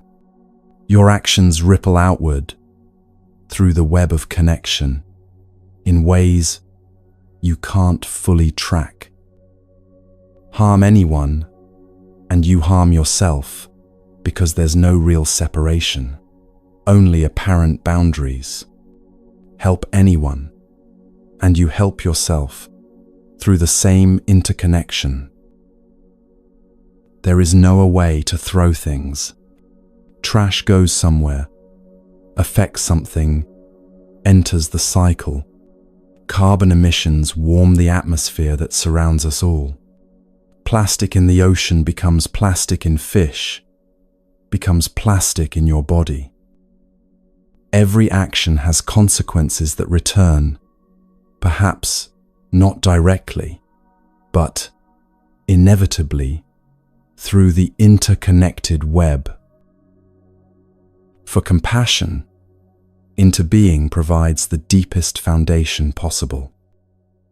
Their suffering is your suffering, not because you should care out of some moral obligation, but because at the deepest level, there's no actual separation between you and them. The boundaries we draw are conventions, useful for navigation, but not ultimately real. Like drawing a line in the ocean and saying this water is separate from that water. The line exists only in concept, not in the flowing reality of the sea. There's an old story about two wolves worth remembering here. A grandfather tells his grandson, "There are two wolves fighting inside me. One is anger, greed, resentment, lies, ego. The other is love, compassion, peace, truth, humility." The boy asks with concern, "Which one wins?" The grandfather answers, "The one I feed." It's a good story, popular for good reason. But the Buddha would add something crucial. Both wolves are fed by everyone. We're all feeding all the wolves together through the interconnected web of cause and effect.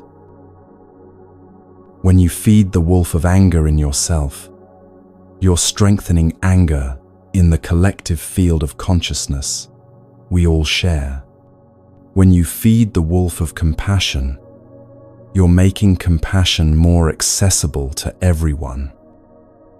Your inner work is never just personal. It's always also transpersonal, affecting the whole. Let yourself feel that interconnection right now.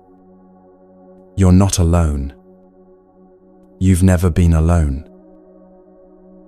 Every breath you take connects you to trees and algae, producing oxygen. Every thought you think participates in the larger field of human consciousness. Every action you take sends ripples through the whole. This isn't abstract philosophy. It's the most practical truth there is. And if everything's connected, if nothing stands alone, if we're all woven together in this vast web of mutual dependence, what happens when the thread breaks? What about death? This is where the Buddha's teaching becomes truly radical, truly liberating. We spend our whole lives pretending death isn't real. And that's exactly why we suffer. The modern world hides death with remarkable efficiency. People die in hospitals behind closed doors, tended by professionals, removed from the everyday flow of life. We use euphemisms: passed away, lost someone, no longer with us. Passed away to where? Lost how, if you know exactly where the body is? These phrases shield us from the direct confrontation with death's reality. We'll speak about anything except the one absolute certainty awaiting every single one of us. We'll obsess over minor uncertainties. What if it rains? What if they don't like me? What if the economy crashes? While ignoring the massive certainty we know is coming. The Buddha took the opposite approach. He told his monks to meditate on death daily, not to be morbid or depressed or nihilistic, to wake up. Try this meditation with me right now. Just as a thought experiment, nothing heavy or frightening. Imagine you have 1 week left to live, 7 days. Not from illness or anything painful, just an arbitrary endpoint to this particular life. What changes? Do you care what strangers think of you? Does their judgment carry any weight at all when you have only 7 days? Do you spend 3 hours scrolling through social media? Does the manufactured drama of online life seem important? Do you hold on to grudges? Does being right in that old argument matter when time is that short? Do you hesitate to say I love you to the people who matter? Do you keep waiting for the right moment? Notice what becomes clear with that short timeline. Notice what falls away as obviously unimportant, and what stands out as genuinely meaningful. That clarity, that's what death gives us when we face it honestly instead of avoiding it. We don't have to wait until we're actually dying to live with that clarity. We can live now as if this moment matters profoundly, because it does. We can prioritize now what we'd prioritize with a week left, because the truth is we might have only a week left, and we just don't know it. Impermanence isn't just about death at the end of life. It's everywhere, all the time, in every moment. Seasons change in their eternal cycle, spring's explosion of life, giving way to summer's fullness, giving way to autumn's release, giving way to winter's rest.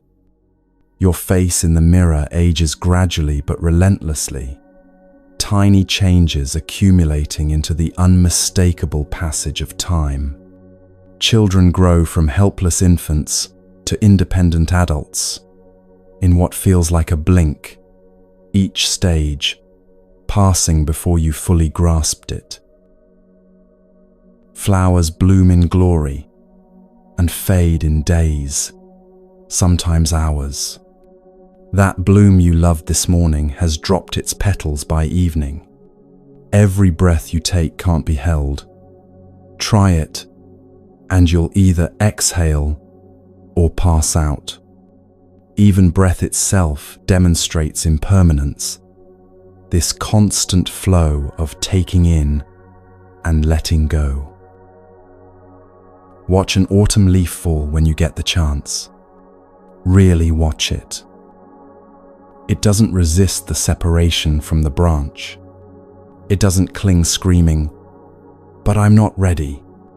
It simply releases and falls, spiraling gracefully down, landing softly on the earth. There it decomposes, becomes soil, feeds next spring's growth. The cycle continues. Nothing truly lost, just transformed. That's the natural way of things.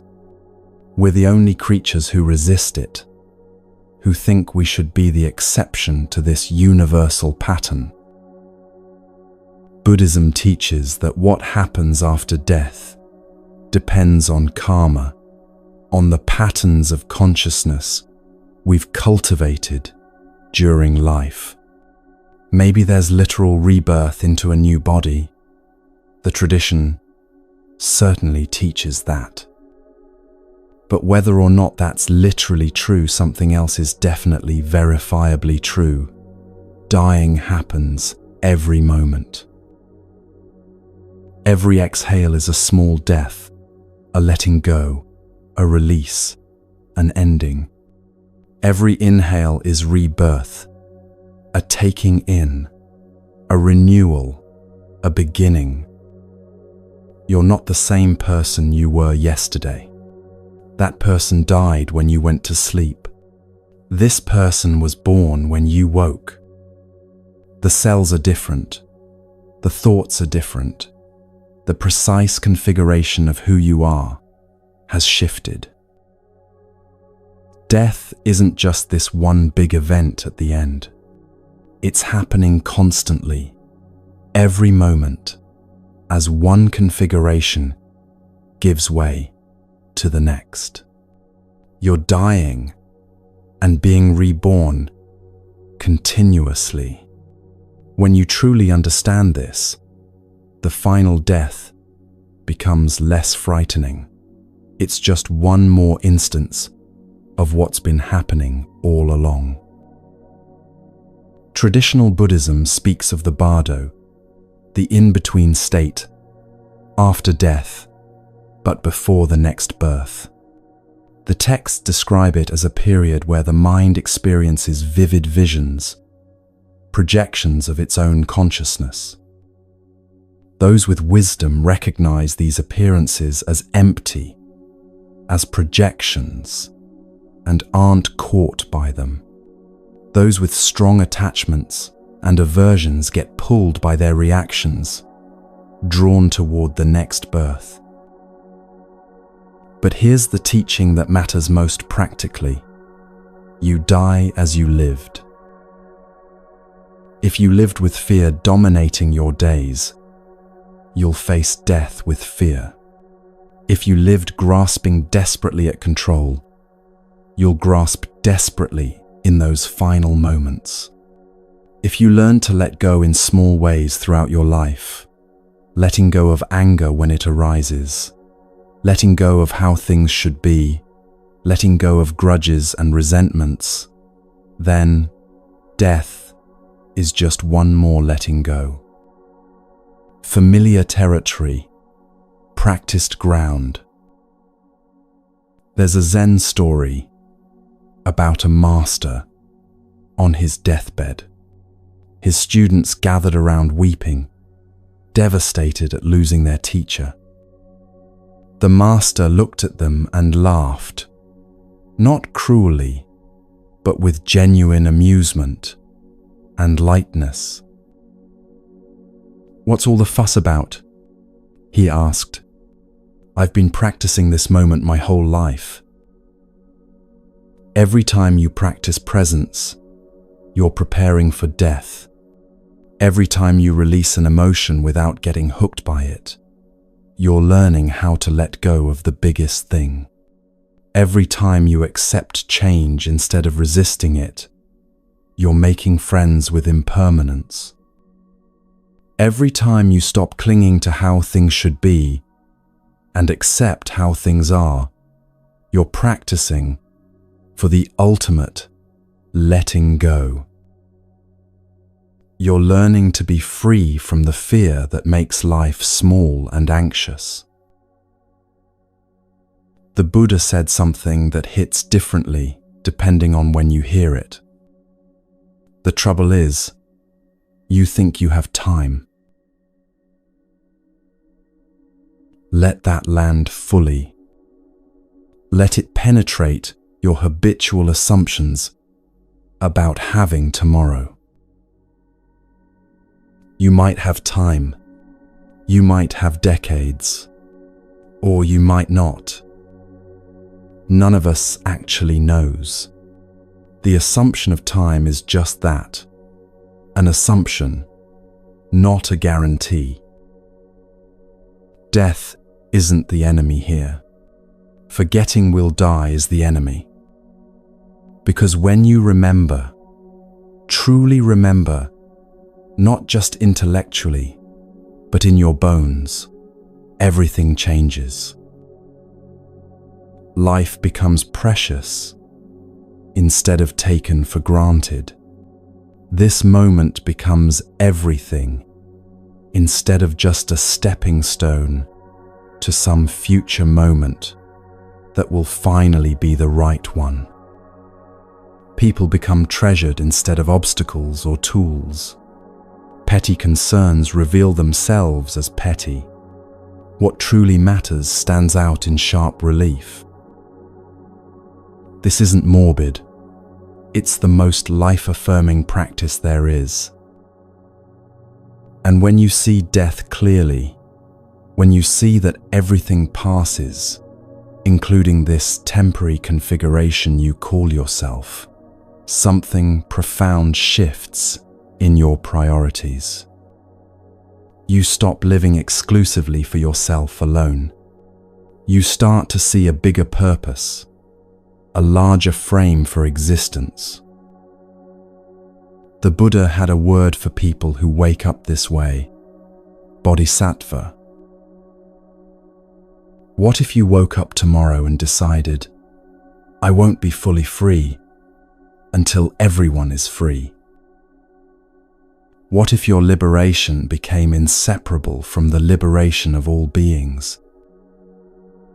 That's the bodhisattva path, and it's not as impossible or as saintly as it sounds. A bodhisattva is someone who sees the exit from suffering but turns back. They understand the door, know how to walk through it, but they pause and think, I'm not leaving until everyone can come with me. This isn't martyrdom or self-sacrifice in the painful sense. It's recognition. When you truly understand into being, when you see that separation is illusion, it becomes obvious that no one is truly free, while others suffer. Your peace is incomplete, while your neighbor is drowning in despair. Your joy is provisional, while children go hungry. Your enlightenment is partial, while others remain in darkness. Not because you should feel guilty about your own well-being, but because, at the deepest level, there's no your well-being separate from their well-being. The Bodhisattva takes 4 great vows that sound utterly impossible. Beings are numberless. I vow to free them all. Delusions are endless. I vow to cut through them. Teachings are infinite. I vow to learn them. The Buddha's way is unsurpassable. I vow to embody it. Of course, it's impossible. That's precisely the point. It's not about achieving success and checking these items off a cosmic to-do list. It's about direction, about orienting your entire life toward the welfare of all beings. Every single act of kindness is freeing all beings, because we're all connected. When you help one person find peace, you've added peace to the collective consciousness we all share. When you embody compassion in one moment, you've made compassion more available everywhere. The work is never wasted, never futile, even when results aren't visible. And the modern bodhisattva isn't necessarily a monk on a mountain or a renowned teacher. It's you, right where you are, in your ordinary life. It's the teacher who stays late to help a struggling student, not for recognition, but because that's what's needed. The nurse who holds a dying patient's hand when there's nothing medical left to do. The stranger who stops to help someone whose car broke down on the highway. The person who listens deeply when everyone else is too busy or distracted. The friend who shows up again and again, even when it's inconvenient. Small acts done with full presence and genuine care. That's the bodhisattva path in action. There's a beautiful paradox at the heart of this practice. When you stop trying to save yourself and focus instead on serving others, you save yourself. When you release your fixation on your own enlightenment and work toward others' freedom, you become free. It works because self-concern is the root of suffering.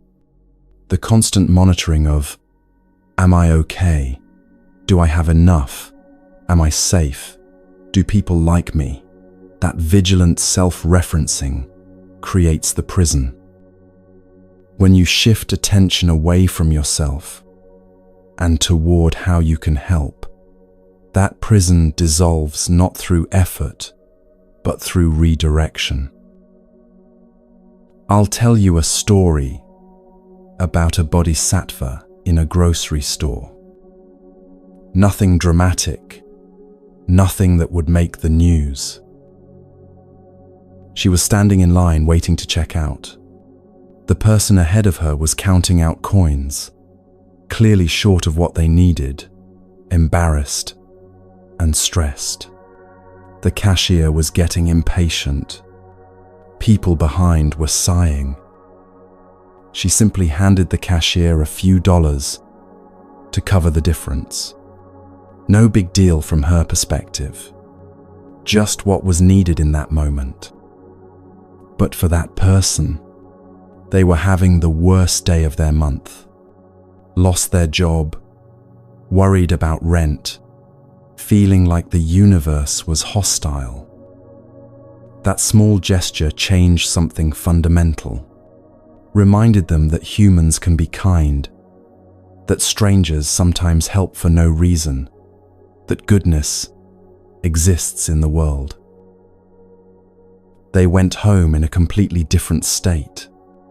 Instead of collapsing in despair, they felt enough hope to call their sister they'd been fighting with for months. They reconciled. The sister, relieved and happy, had energy that evening to help her elderly neighbor who'd been struggling. The neighbor mentioned it to someone else who felt inspired. Ripples spreading outward from one small choice, one moment of responding to what was needed without thinking about personal gain. That's how it works. Not through grand gestures that get recorded and celebrated, though those have their place. Through daily choices, moment by moment decisions about whether to reduce suffering or add to it. That's the only question that matters. Will this action decrease suffering or increase it? The Buddha understood this perfectly. Thousands of candles can be lighted from a single candle, and the life of the candle will not be shortened. Happiness never decreases by being shared. Feel the truth of that. Your light doesn't diminish by lighting another candle. Your peace doesn't decrease by helping someone find peace. Your freedom expands when you work toward others' freedom. This is the mathematics of consciousness. It multiplies through sharing rather than dividing. And at the heart of this vow, at the center of living for others, at the core of the Bodhisattva path, is one final practice. The hardest one and the most freeing one. Learning to open your hands and let go of everything you've been clutching. That's where freedom truly lives.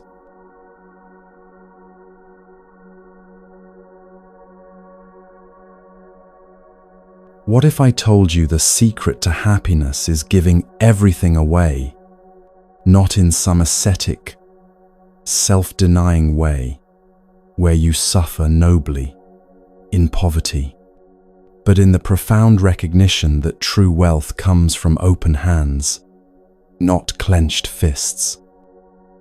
That freedom lives in letting go, not holding on. Generosity is the practice that completes the circle, that transforms everything else we've explored from concept into lived reality. And it comes in 3 distinct forms, each one training you in the art of release. Material generosity is what most people think of first, giving money, food, shelter, resources, time, possessions. These tangible gifts that meet tangible needs.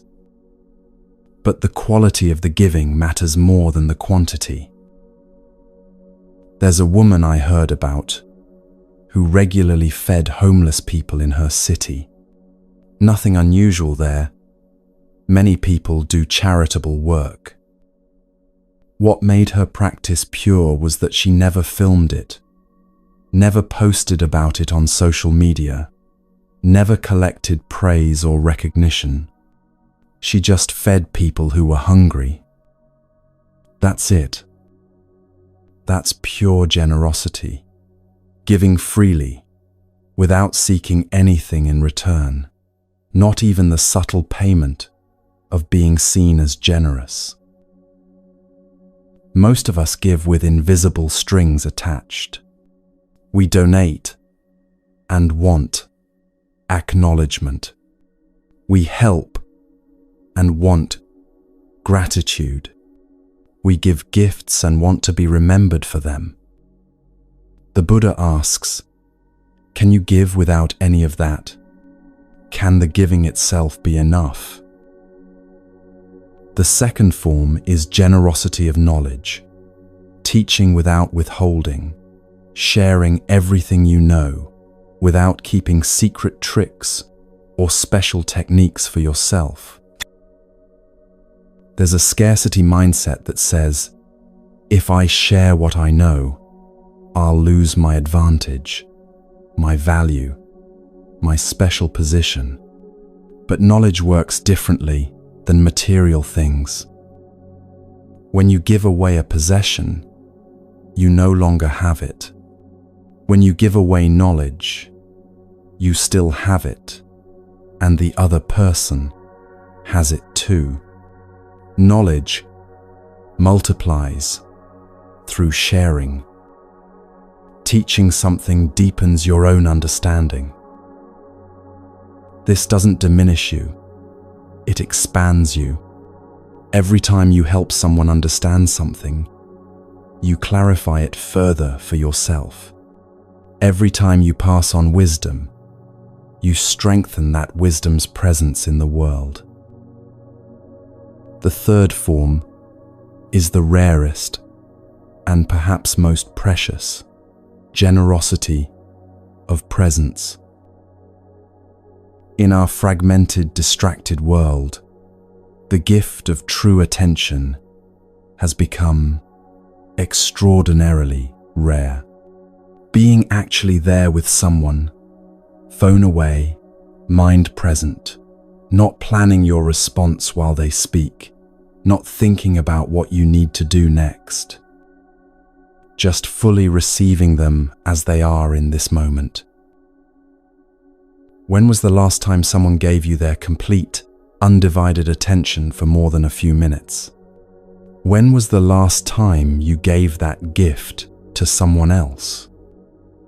This generosity of presence might be the most valuable thing you can offer another human being, the experience of being fully seen and heard. But we resist giving. We resist all three forms for the same underlying reason: fear of scarcity. If I give money, I'll have less for myself. If I give time, I won't have enough left for my own needs. If I share knowledge, I'll lose my competitive edge. If I give full attention, I'll miss something important happening elsewhere. The mind generates these fears automatically, trying to protect you from depletion. But watch what actually happens when you give. Love multiplies when given. Loving someone doesn't diminish your capacity to love others. It expands it. Knowledge grows when shared. Teaching clarifies and deepens understanding. Presence strengthens when offered. Being fully with someone trains your capacity for presence in all situations. The paradox of generosity is real and testable in your own experience. The more you give, the wealthier you feel. Not because people reciprocate, though sometimes they do. Not because you're building good karma, though that happens too. But because giving itself fills you in a way that accumulating never does. Accumulation creates anxiety. Now you have something to protect, something to lose, something to worry about. Giving creates lightness, less to protect, less to lose, less to manage and control. The relief of open hands versus the tension of clenched fists. But for generosity to truly transform you, it needs one crucial ingredient: detachment. Giving without strings means exactly that. No invisible threads connecting you to what you gave. No expectation of return. No need for thanks or recognition or even acknowledgement that it happened. Helping without needing to be seen as helpful. Loving without needing to own or control the beloved. This is the hardest practice because the ego wants credit for everything. Detachment is not indifference. This distinction is crucial. Indifference is cold, checked out, not caring about outcomes because you're not engaged.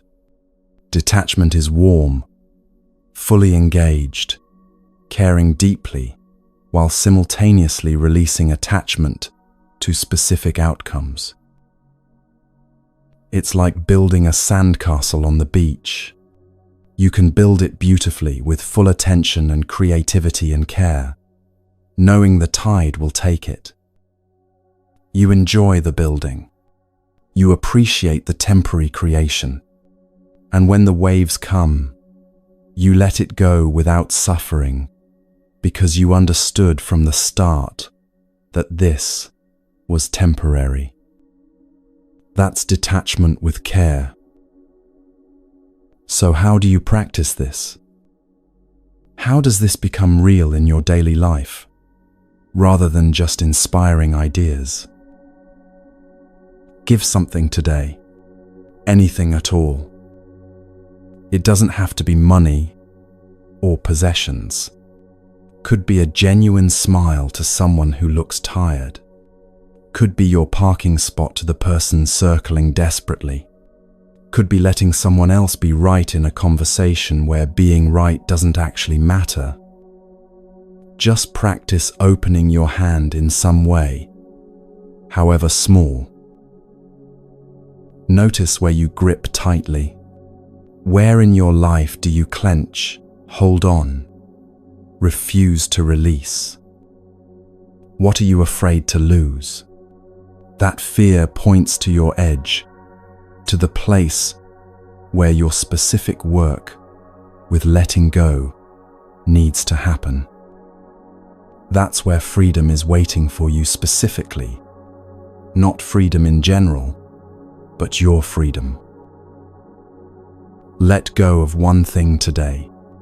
Maybe it's a physical object you've been keeping out of some vague sense that you might need it someday. Maybe it's an old grudge you've been carrying, replaying the injustice, rehearsing what you should have said. Maybe it's a belief about yourself that no longer serves you. I'm not the kind of person who does that. I've always been this way. Release one thing and feel the lightness that arrives. The liberation comes gradually through practice. When you have nothing to protect, you're fearless. Not because you're brave, but because there's nothing to be afraid of losing. When you have nothing to lose, you're free. Not because you've lost everything, but because you've stopped gripping, stopped clutching, stopped trying to freeze change in its tracks. The Buddha's final teaching, spoken on his deathbed to his grieving students, captures this perfectly. All conditioned things are impermanent. Work out your own salvation with diligence. He didn't say, follow me, continue my lineage, preserve my exact words.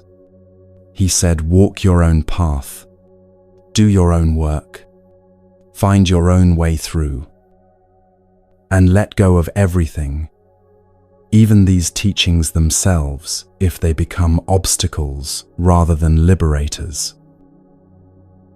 Nothing to hold on to, nothing solid to stand on except this present moment. That's not terrifying. That's freedom itself. Rest here for a moment. Feel what's moved in you during this journey. There's no rush to reach any destination.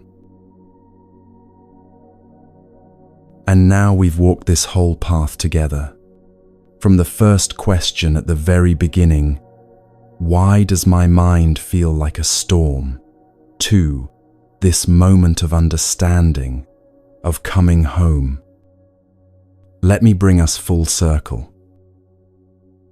Remember at the beginning, the storm in your mind, the restlessness, the seeking, the sense that peace was always one step away. You thought you needed to calm the storm, find the right technique, the right practice, the right understanding that would finally make the chaos stop. Get your life arranged just right so the internal turbulence would settle. But the Buddha taught something radically different. You are the sky. The storms pass through you. They always have. The sky doesn't fight the storms, doesn't try to push them away or make them different, doesn't identify with them or believe they're permanent. The sky just is. Vast, spacious, unchanging, while weather patterns move through it. Sometimes clear blue peace, sometimes raging thunderstorms, sometimes gentle rain, sometimes oppressive heat. The sky remains the sky through all of it. That's what's changed through this teaching. Not the storms themselves, but your relationship to them. You can see them coming now sometimes. Oh, there's that familiar anxiety building, that old pattern of self-criticism starting up, that habitual anger responding to perceived slights. You watch them arise with recognition rather than being instantly swept into their current. You watch them pass. Everything does eventually, doesn't it? The overwhelming emotion that felt like it would last forever dissolves. The situation that seemed impossible shifts. The mood that colored everything fades like morning fog.